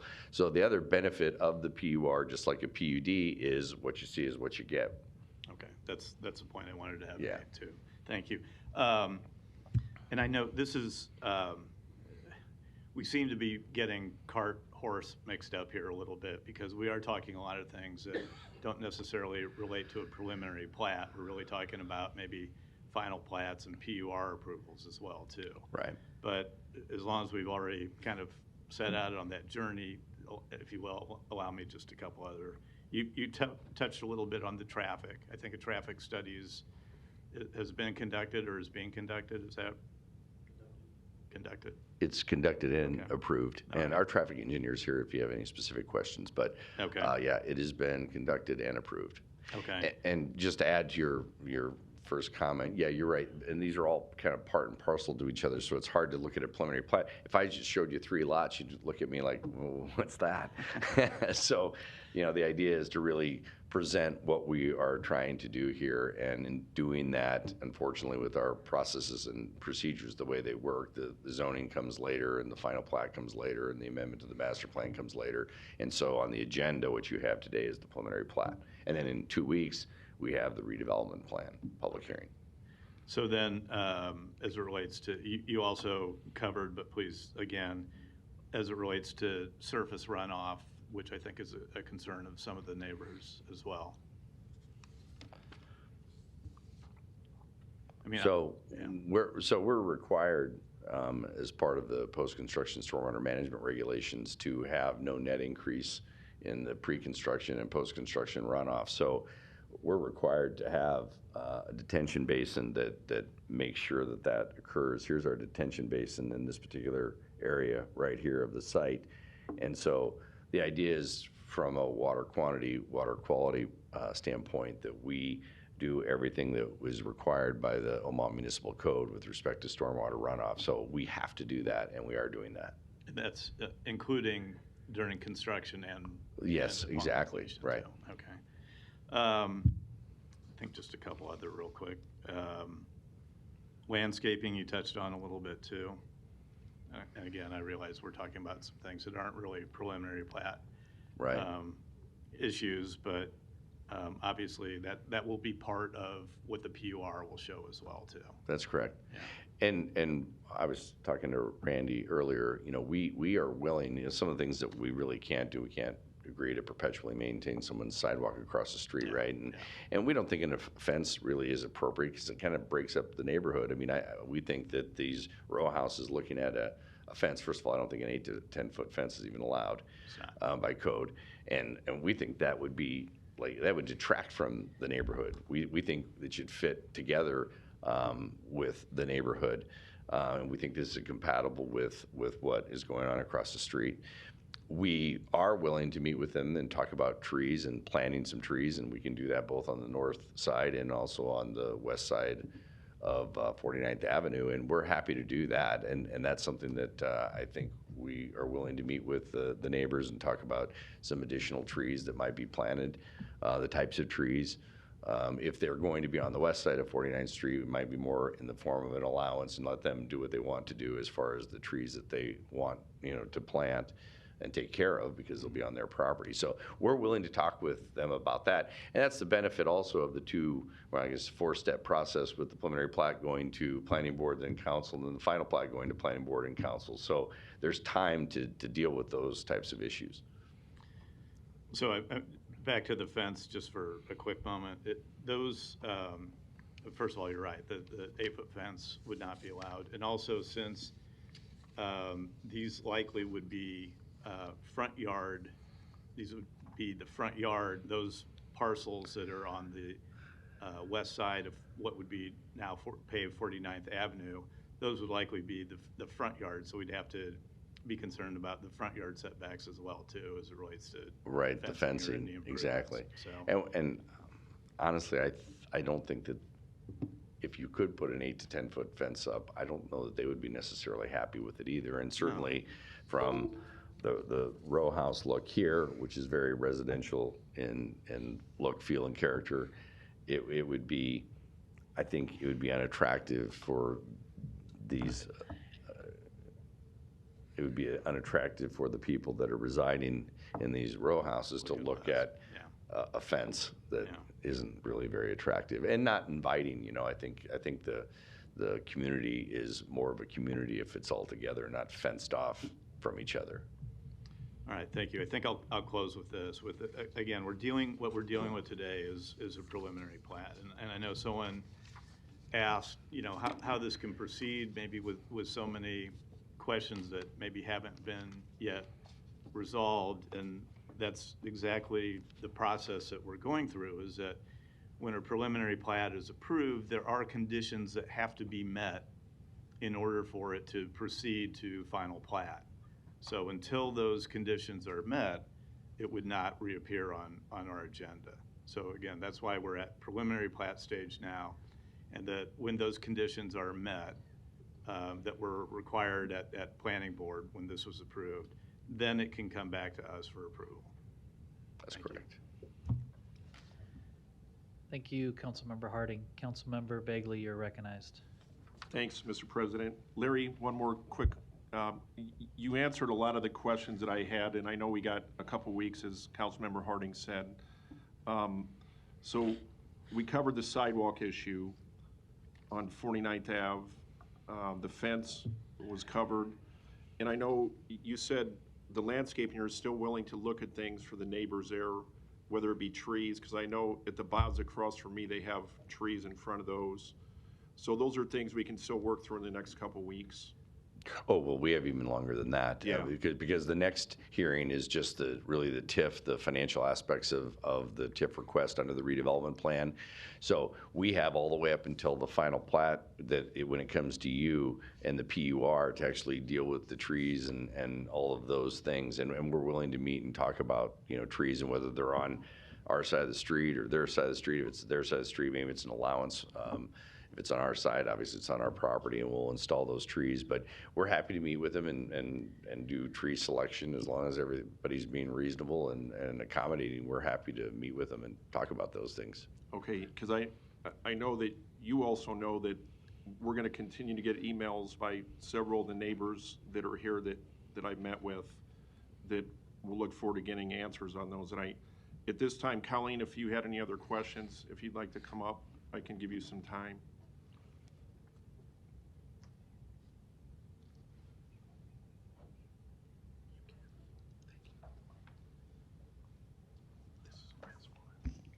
Colleen Tanner, 846 South 49th Street, 49th and Mayberry. And Colleen, before you comment, we tried through Mr. Fanslaw and Mr. Jobin.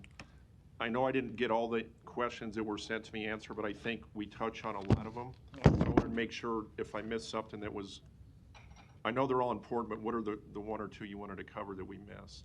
Well, through this whole thing, I guess what I should have asked earlier too is I feel that this would be great, pushed down on Saddle Creek, right across from the boss.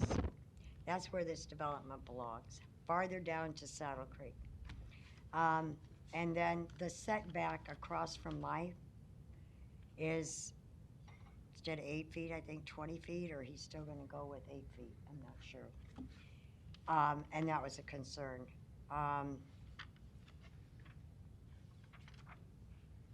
Okay, then we did talk about the height and bulk. Larry says no comment on that.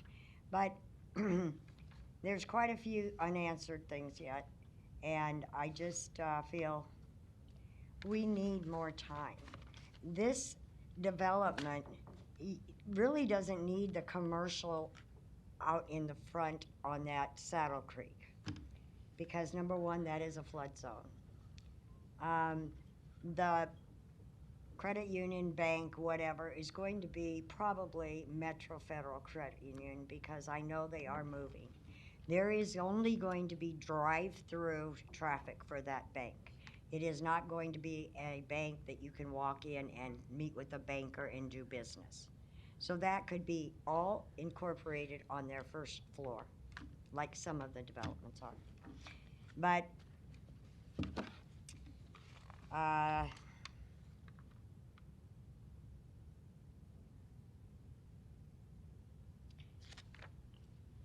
there were still like 5 things that were still being worked on, and maybe have got some answers yet.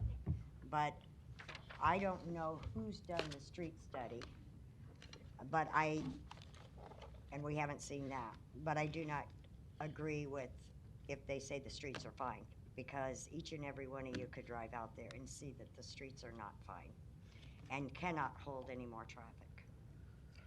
So we have a lot of unanswered, and all we're asking for is you all. I have bakers across from me, in front of me too. That's a big problem that we're dealing with.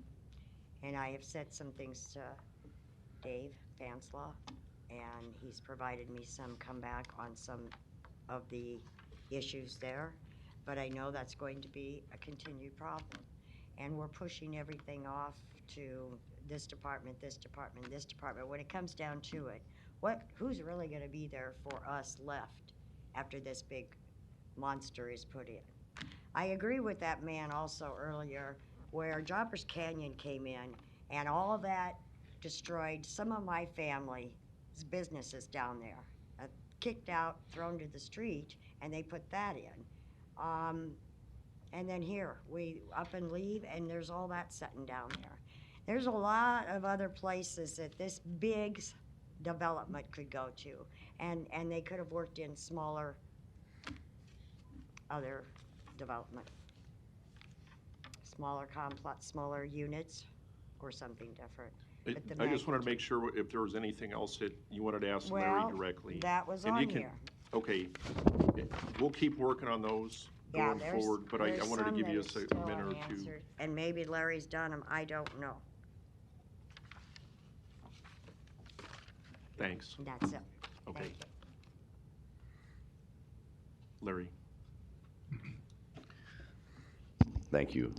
Larry Jobin, 11440 Western Road, appearing on behalf of the applicant. Yeah, a couple things. The PUR on the north side, we're looking at doing the buffer yard from 30 feet to 20 feet, but part of that was because the substantial and dramatic grade change of about 20 feet in fall. So that's why we're doing that. And then we have that landscape plan, and we're again willing to work with Colleen about, you know, additional landscaping along the north side. So hopefully that will be satisfied.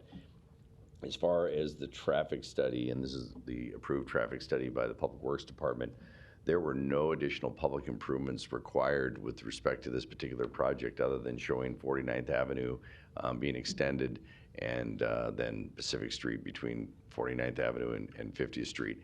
Other than that, there were no additional public improvements required on Saddle Creek. The only thing that was required, from my understanding in talking with the engineers, is we have to construct a 3-lane section into the site, which means you have a right in, a right out, and a left turn movement. And so this has to be a 3-lane section at this location here to allow for the right in, the right out, and the left turning movement.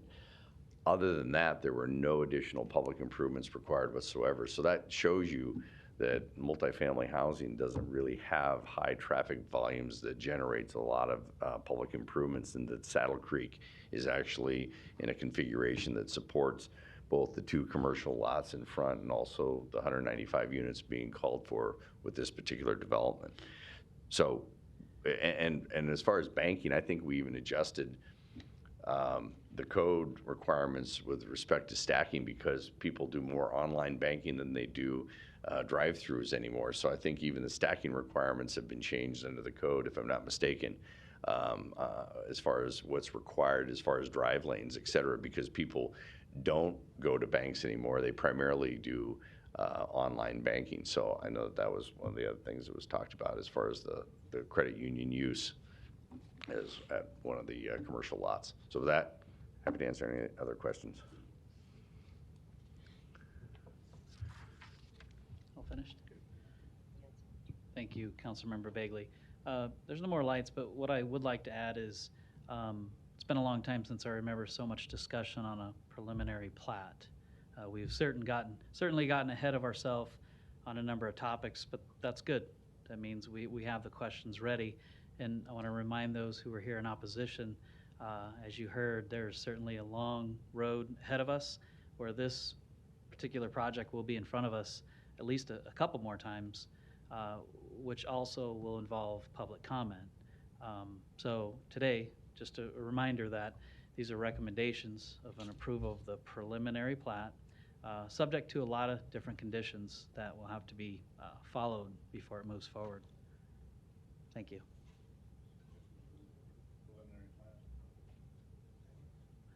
Roll call. Harding. Johnson. Abstain. Melton. Rowe. Bagley. Mr. Vice President. Yes. Motion passed 5-0. Johnson abstains. Item 10, a resolution to approve the preliminary plat for Hamilton Village located northwest of 41st Avenue and Hamilton Street. Planning Board and Planning Department recommend approval. Public hearing and vote is today on item number 10. Proponents, please.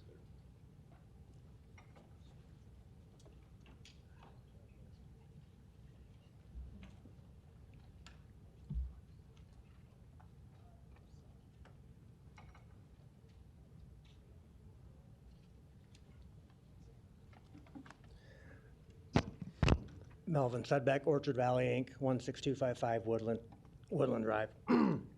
Excuse me. Our project's 41st and Hamilton. It's a multifamily, 59 units. We've worked with staff. I don't want to get too long-winded because you've just had a long project, but we've met with staff, worked with them, feel we've come up with a great project for the location. We didn't have any opposition at Planning Board. So I guess I'm going to keep it short and sweet. If there is any opposition here today, I'd have the chance to speak after that. Other than that, if you have questions, I have the engineers and the architects here also today. Thank you. And if so, there will be rebuttal time, no doubt. Are there any other proponents here today? Seeing none, are there any opponents here today? Public hearing is closed. There's the light on, by the way. I apologize. Hold tight. Councilmember Johnson, you are rec- Just want to point this out that this unit is in District 2, and I'd like to have some conversation on it first before we move on to voting on an approval. Thank you.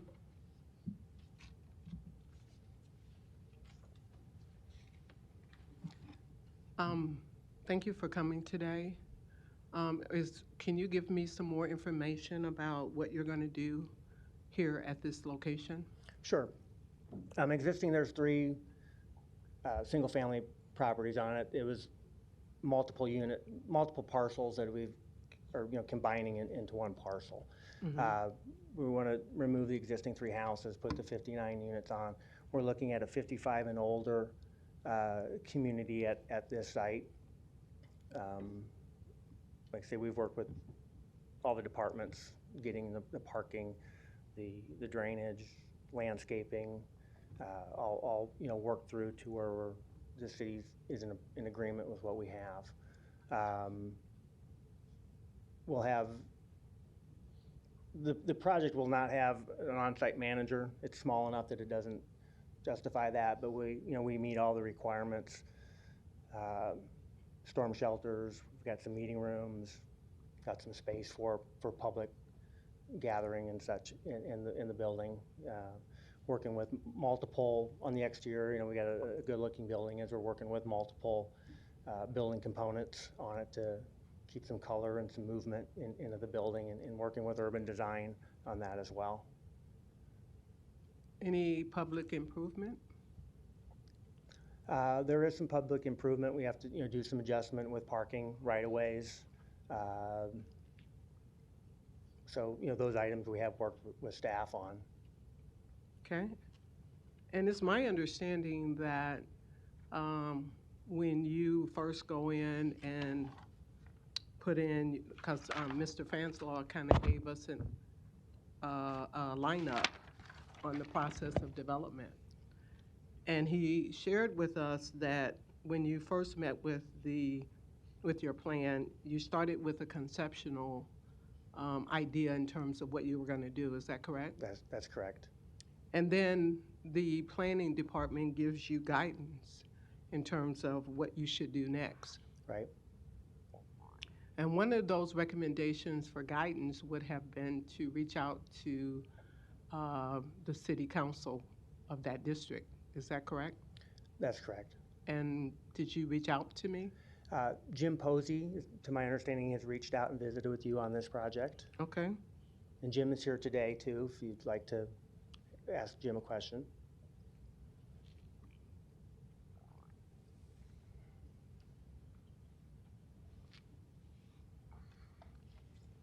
Good afternoon. Jim Posey, 19710 Marcy Circle. Okay, Mr. Posey, can you give me some feedback on reaching out? This is for my constituents, so that. Sure. We met one morning at Scooter's Coffee Shop, and I kind of brought some plans and showed you some floor plans and what we wanted to do. While this isn't technically in the TOD, it is on a bus line, and that was part of what we engaged Matt to make sure that process was wasn't going to change. Have met with the neighborhood organizations, president of the neighborhood, been to a couple of their HOA meetings. Hopefully that's a sign of why we didn't have opposition, because we've engaged that process. And that was why I reached out and engaged you in the process. Okay, and just for the record, who was the neighborhood president that you reached out to?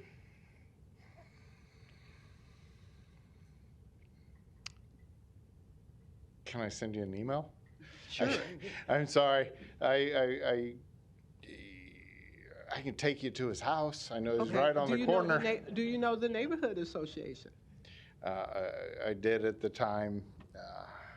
Okay. He's a realtor. I'm trying to remember. I wish his name would come to me. Okay, in the future, that's very important to constituents in District 2, because far too often residents, just like the other group that was here a short while ago, with concerns about not being included. We can mitigate those concerns when we are able to say, you know, we met with this neighborhood association, with that neighborhood president, those Right. kinds of things. It makes it very difficult for a representative such as myself to answer questions with residents when I don't have that information. So that's very challenging. And in an area that's underserved, it's very important that inclusion is done. If we ever want to develop underserved communities, underserved communities, we have to educate, we have to include, we have to see what their needs are.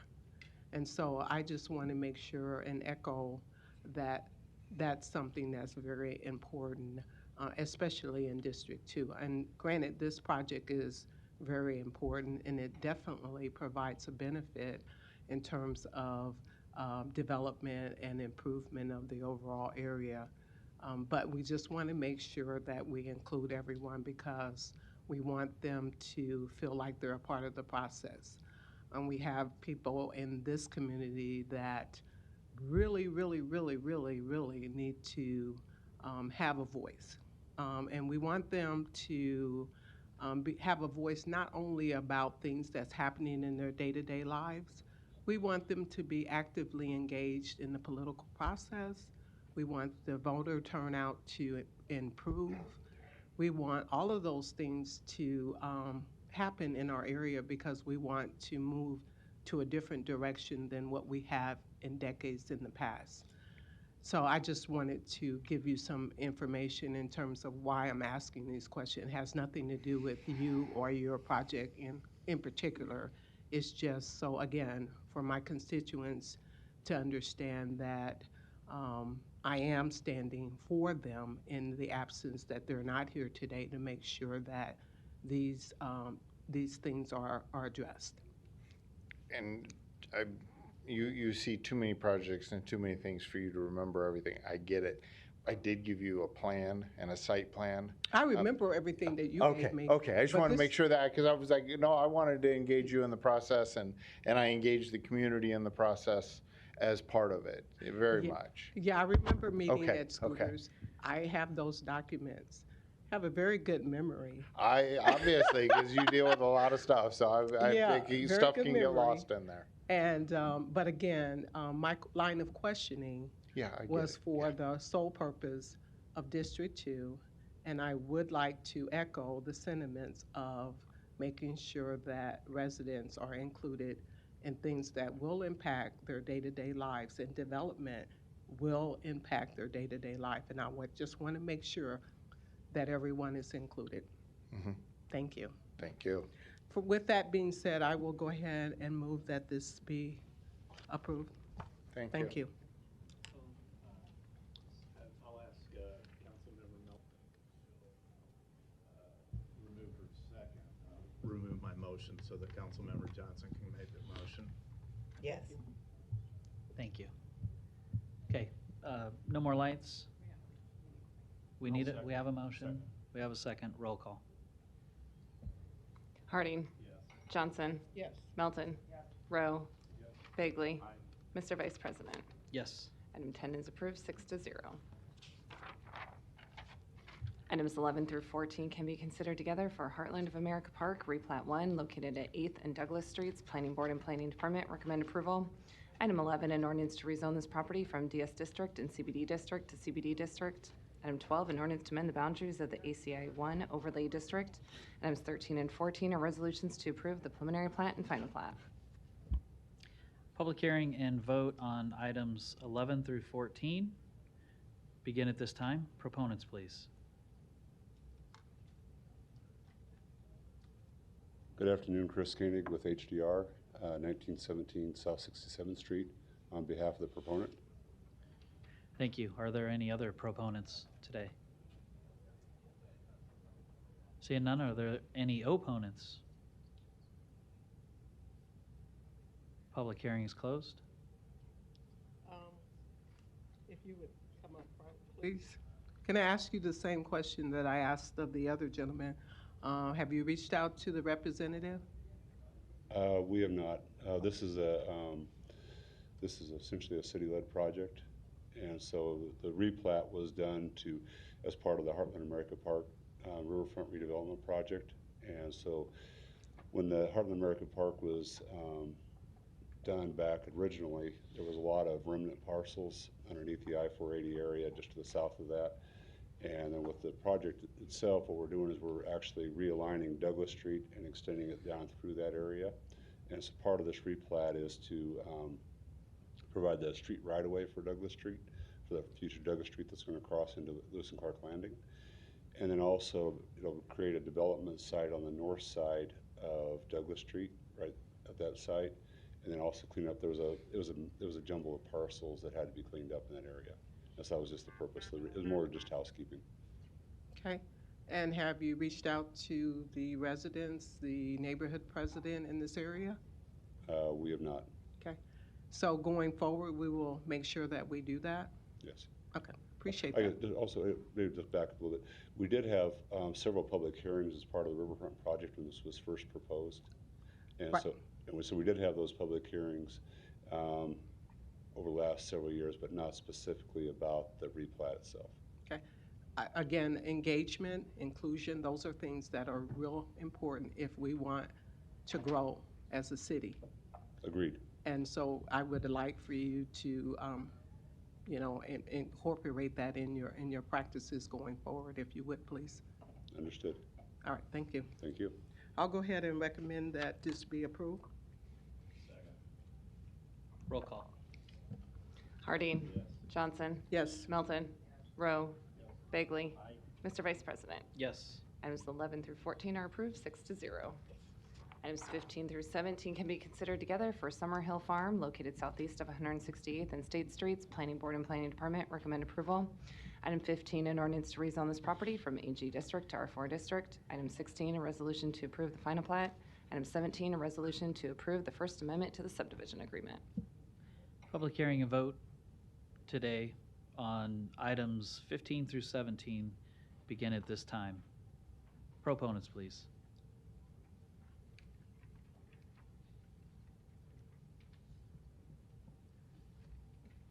Jeff Stoll, E&A Consulting Group, 10909 Millville Ave Road. I'm here representing the applicant. I am here to answer any questions you may have. Thank you. Thank you. Are there any other proponents? Bless you. Are there any opponents? Seeing none, the public hearing is closed. Roll call. Harding. Johnson. Melton. Rowe. Bagley. Mr. Vice President. Yes. Items 15 through 17 are approved, 6-0. Item 18, an ordinance to approve a PUR overlay district located northwest of 30th Avenue and Mason Street, and to approve the development plan. Planning Board and Planning Department recommend approval. Public hearing and vote are today on item 18. Proponents, please. Stephen Held, dial 11506 Nicholas Street. On behalf of the applicant, I can answer any questions you have about the project. Okay, thank you. Are there any other proponents today? Seeing none, are there any opponents? Seeing none, public hearing is closed. Motion approved. Roll call. Harding. Johnson. Melton. Rowe. Bagley. Mr. Vice President. Yes. Item 18 is approved, 6-0. Item 19, a resolution to approve a special use permit to allow auto sales in the CC District located at 2322 and 2334 North 90th Street. Planning Board and Planning Department recommend approval. The public hearing and vote on item 19 begins at this time. Proponents, please. Good afternoon, Mark Sanford. I'm the architect for the project. My client is here, and I'm here to answer any questions you may have about our project. Thank you. Thank you. What's your address one more time, please? Mark Sanford, 1306 North 162nd Street, Omaha, 68118. Okay. Mark thank you. Sanford Group Architect. Thank you for that. Are there any other proponents here today? Seeing none, are there any opponents? Seeing none, public hearing is closed. Roll call. Harding. Johnson. Melton. Rowe. Bagley. Mr. Vice President. Yes. Item 19 is approved, 6-0. Thank you very much. Thank you. Item 20, a resolution to approve a special use permit to allow small group living located at 506 South 27th Street. Planning Board and Planning Department recommend approval. The public hearing and vote today begin at this time on item 20. Proponents, please. Lance Brown, representing New Journeys Transitional Living, 2041 South 195th Street, Omaha, Nebraska 68130. Here to answer any questions. Thank you, Mr. Brown. Are there any other proponents here today? Seeing none, are there any opponents?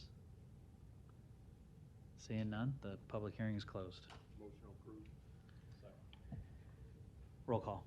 Harding. Johnson. Melton. Rowe. Bagley. Mr. Vice President. Yes. Item 20 is approved, 6-0.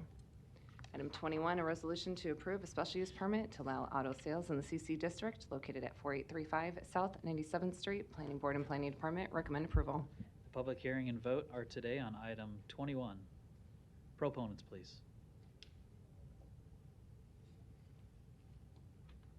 Good afternoon. I'm Michael Holden with Earhart Griffin and Associates, 3552 Farnham Street. Here on behalf of the owner and happy to answer any questions you may have. Thank you for being here. Are there any other proponents? Seeing none, are there any opponents? Public hearing is closed. Roll call. Harding. Johnson. Melton. Rowe. Bagley. Mr. Vice President. Yes. Item 21 is approved, 6-0. Thank you very much. Thank you. Items 22 and 23 can be considered together for property located at 8838 Maple Street. Planning Board and Planning Department recommend approval. Item 22, a resolution to approve a special use permit to allow construction sales and service in the CC District. Item 23, an ordinance to amend the boundaries of the MCC Overlay District to incorporate this property into that district. The public hearing and vote begin at this time on items 22 and 23. Proponents, please. My name is Ron Glow, and I'm with Design Associates, the architects for this project. My address is 1005 North 146 Circle, Omaha. I'm also, with me is the owner or the buyer of the land. We have an offer condition on getting this special use permit and what to get it approved. So the buyer's with me, Jason, and we're here to answer any questions that you may have of the project. I appreciate that. Are there any other proponents here today? Seeing none, are there any opponents? Public hearing is closed. Roll call. Harding. Johnson. Melton. Rowe. Bagley. Mr. Vice President. Yes. Item 22 and 23 are approved, 6-0. Item 24, to consider a Class B liquor license for Family Dollar Store number 24926 located at 5135 South 36th Street. The public hearing and vote are today on item 24. Are there any proponents? Actually, we do have one via Zoom. Jonathan Crumley. Yes, thank you. Hi, welcome. I'm here to answer any questions on behalf of Family Dollar for this application. Okay, I appreciate you being here. I do have a couple questions for you, actually. I did have some nearby residents that reached out to me, and I looked, and I just wasn't sure. Could you tell me, with this liquor license that you have, I believe it's for beer only, and in this store or your stores, do you sell single-serve beers? Yeah, that is for beer only, and they do in some stores. We've communicated with this location, and if necessary, they're willing to not sell singles. They would prefer that just for their business model, but that is, as I've asked them, not a hill they need to die on. Okay, I appreciate that. And the reason I bring that up is obviously there's a large youth sports complex just across the street, and certainly we want to be good neighbors, and we certainly don't want those parents to use this place of business as its own icebox. So if you'd like to put that on the record, I'd ask you to to make that part of your liquor license moving forward.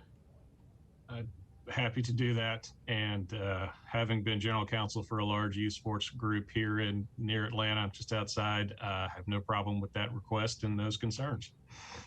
Okay, thank you. I sure appreciate you being here today. Is there a motion? Oh, yeah, that's right. Sorry about that, Councilmember Melton. Are there any other proponents here today on item 24? Seeing none. Are there any opponents? Seeing none, public hearing's closed. With the recommendation, no single use stipulation. Does it have to be an amendment?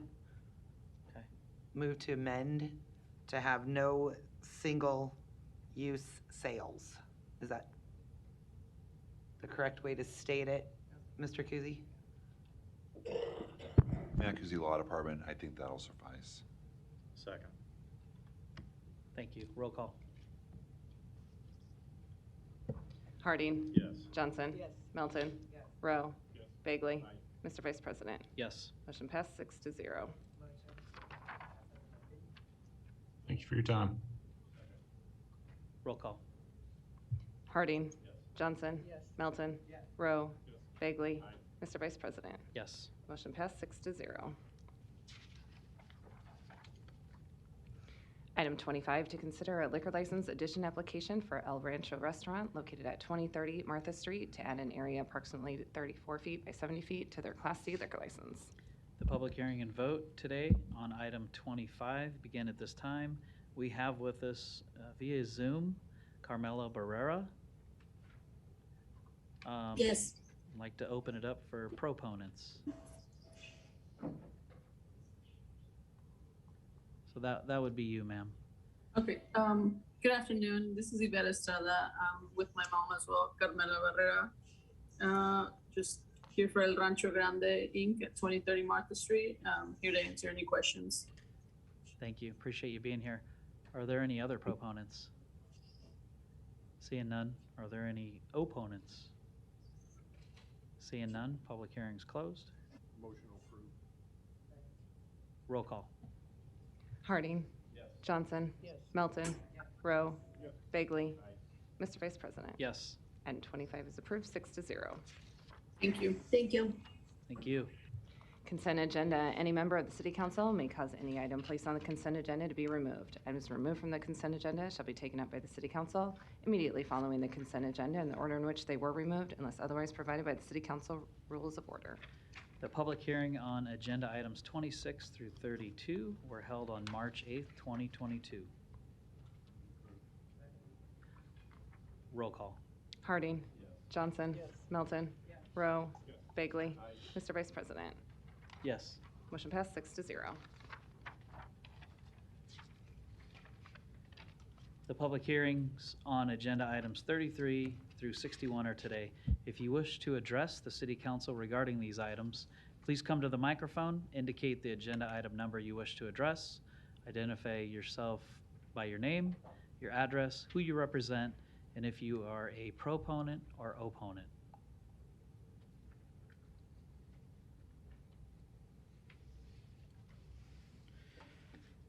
Here for item number 33, Mark Tyner representing Longhorn Steakhouse, 7425 Dodge Street. Thank you. Appreciate you being here.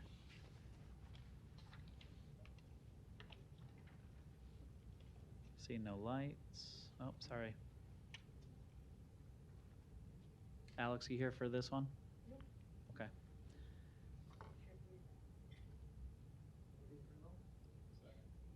Roll call.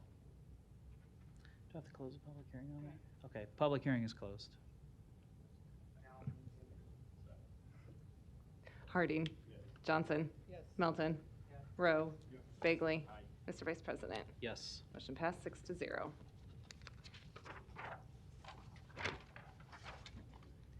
Item 62, an ordinance to amend various sections of Chapter 30 and to add new sections 30-38 and 30-39 of the Omaha Municipal Code regarding catalytic converters. A is amendment of the whole requested by the Law Department. So this item number was postponed from the March 8th city council meeting. The public hearing was already, has already taken place. So is there a motion? I make a motion to approve the amendment of the whole.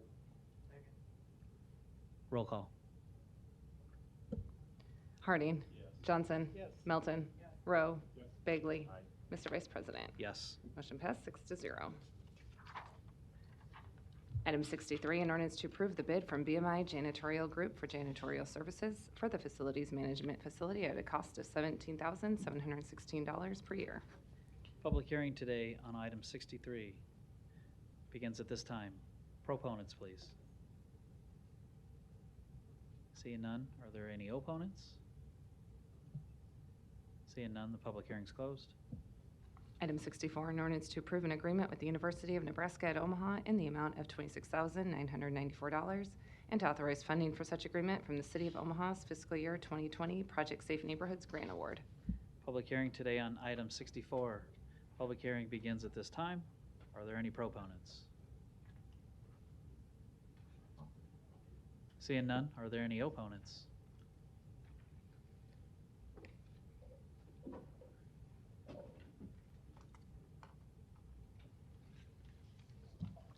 Larry Storer, 5015 Lafayette Avenue, Omaha, 68132. I didn't have time to do my homework, but I'd like to have some definition of what this research about safe neighborhoods is all about. We have a shooting just about every day announced on the TV news at 10 o'clock. I wonder if this affects my neighborhood or just what area it covers, what it is generally about. I see that it's a grant of some sort, but obviously the university makes money on it somehow. And how's this protect the citizen? Thank you. Thank you, Mr. Storr. Are there any other opponents? Seeing none, the public hearing is closed. Item 92, a resolution to approve a professional services agreement with HDR in the amount of $494,613.76 to provide design services for the downtown branch library and library central distribution facility. Public hearing and vote are today on item 92. The public hearing begins at this time. Proponents, please. Good afternoon, Mr. Vice President, members of the council. Kevin Anderson, Deputy Chief of Staff in the Mayor's Office. Here before you is a professional service agreement for architectural services coinciding with the relocation of the downtown Dale Clark Library to new locations approved by this body at 1401 Jones to serve as a downtown neighborhood branch, and 84th and Frederick Street to serve as temporary location for main library service and distribution of library branch services across the community. So this was discussed this morning at the pre-council meeting and as laid out by the owner's representative, Noddle Companies, and Mr. J. Noddle, again, of which that agreement was approved by this body. They worked through this process and put out a bid process by which they had one respondent, though a good level of interest in the contract.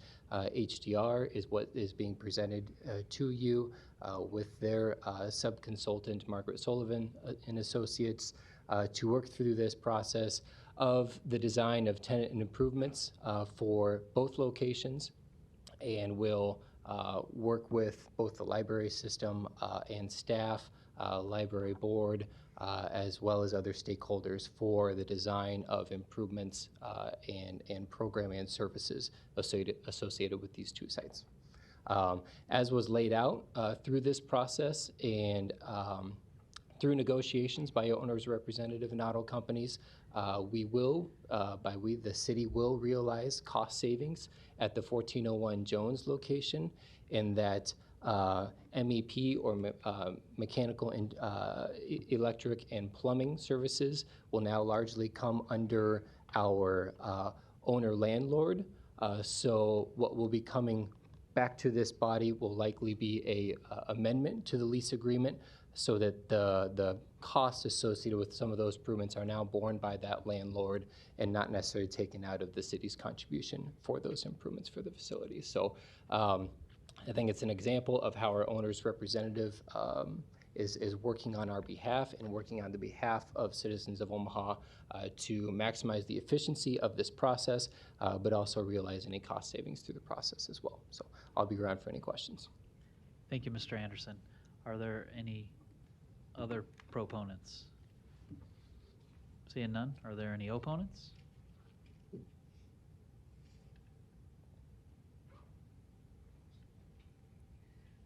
Alex O'Hanlon, 3010 Lincoln Boulevard. I was trying to pull something off the consent agenda. I got confused. I'll also comment on this, though.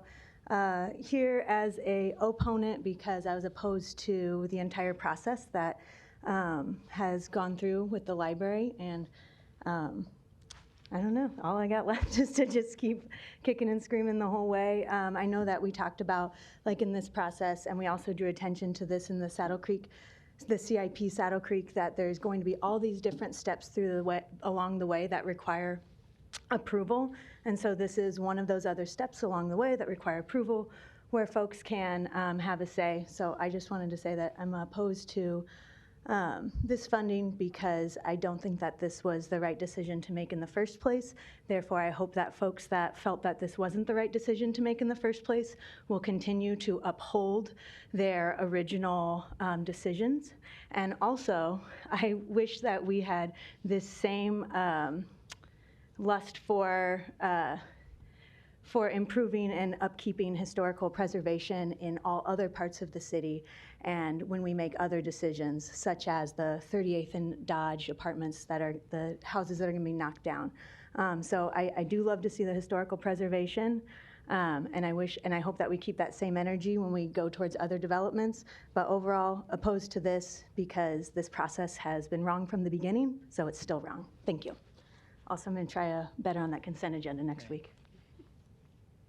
Thank you. Are there any other opponents?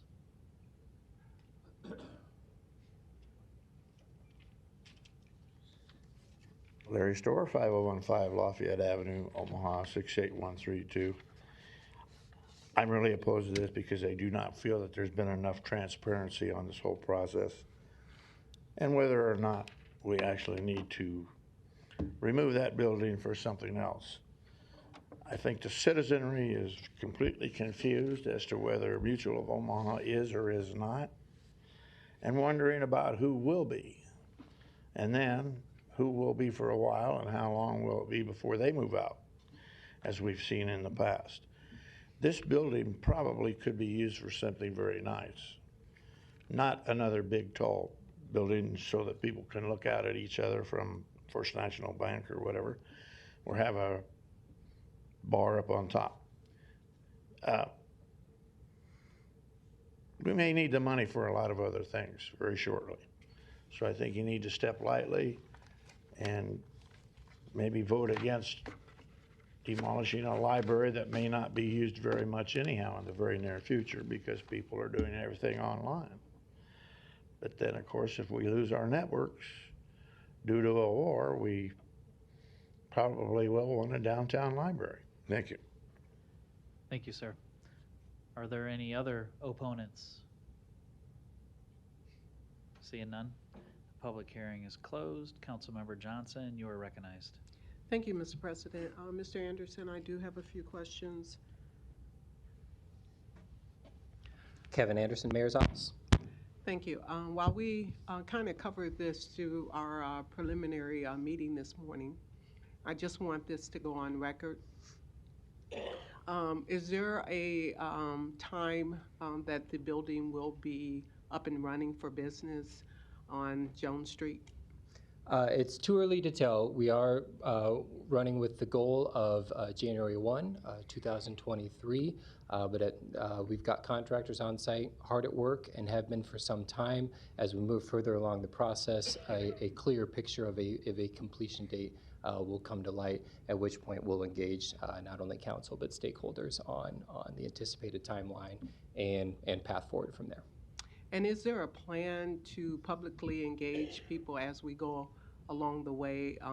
Should there be an extension of not having a library or an alternate route to those services.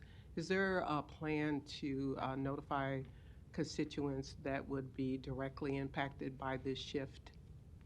Yeah, as we get closer to that, having that complete picture, while a plan may not be accurate, I will commit that between the city and our owner's rep, we will kind of work through a process by which we will engage stakeholders on a path forward should our goal timeline for move-in at 1401 Jones not be met, of which we will engage in kind of intermediary steps by which we can minimize any disruption to library services downtown. Thank you. And then one final question. As we're aware, this library served a large amount of underserved community.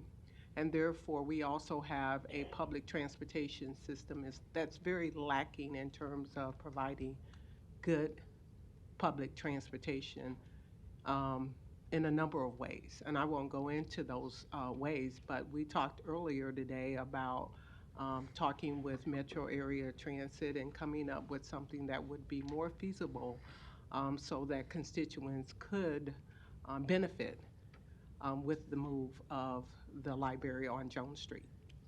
Yeah, that's correct. And we've already began engaging and working with Metro Transit on paths to optimize routes in that general area to really kind of maximize the accessibility via transit through that area.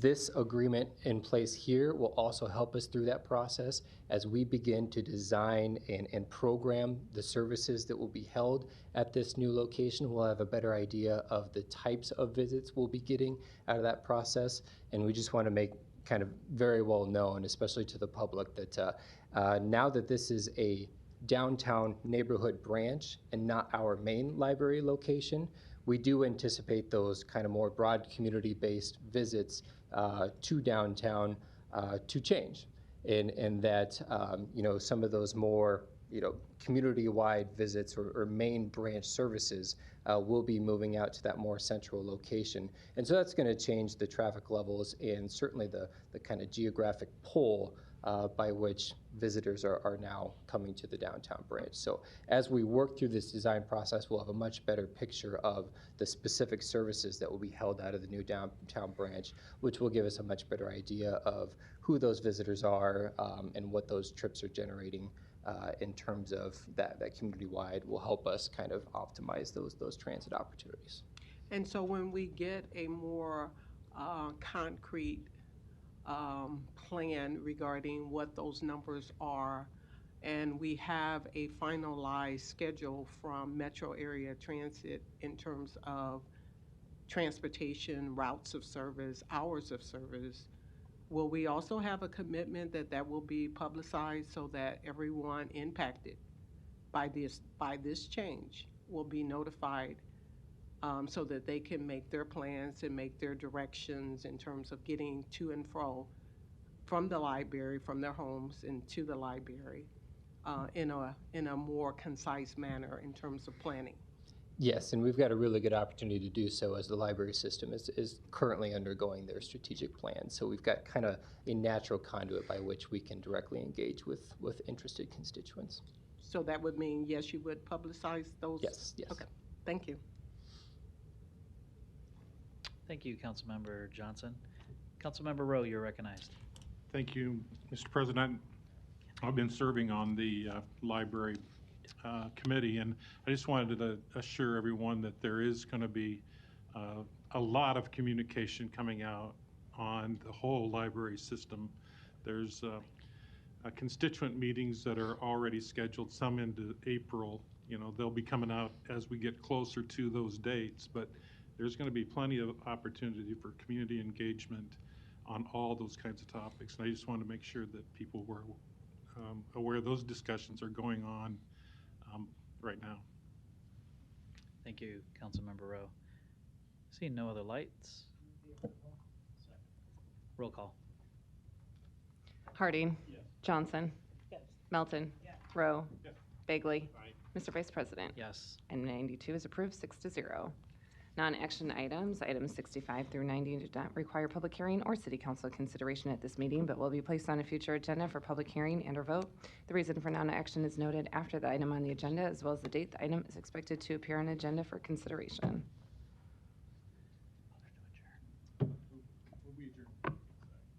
Roll call. Harding. Johnson. Yes. Melton. Rowe. Bagley. Mr. Vice President. Yes. Motion passed 6-0. Meeting is adjourned at 4:29.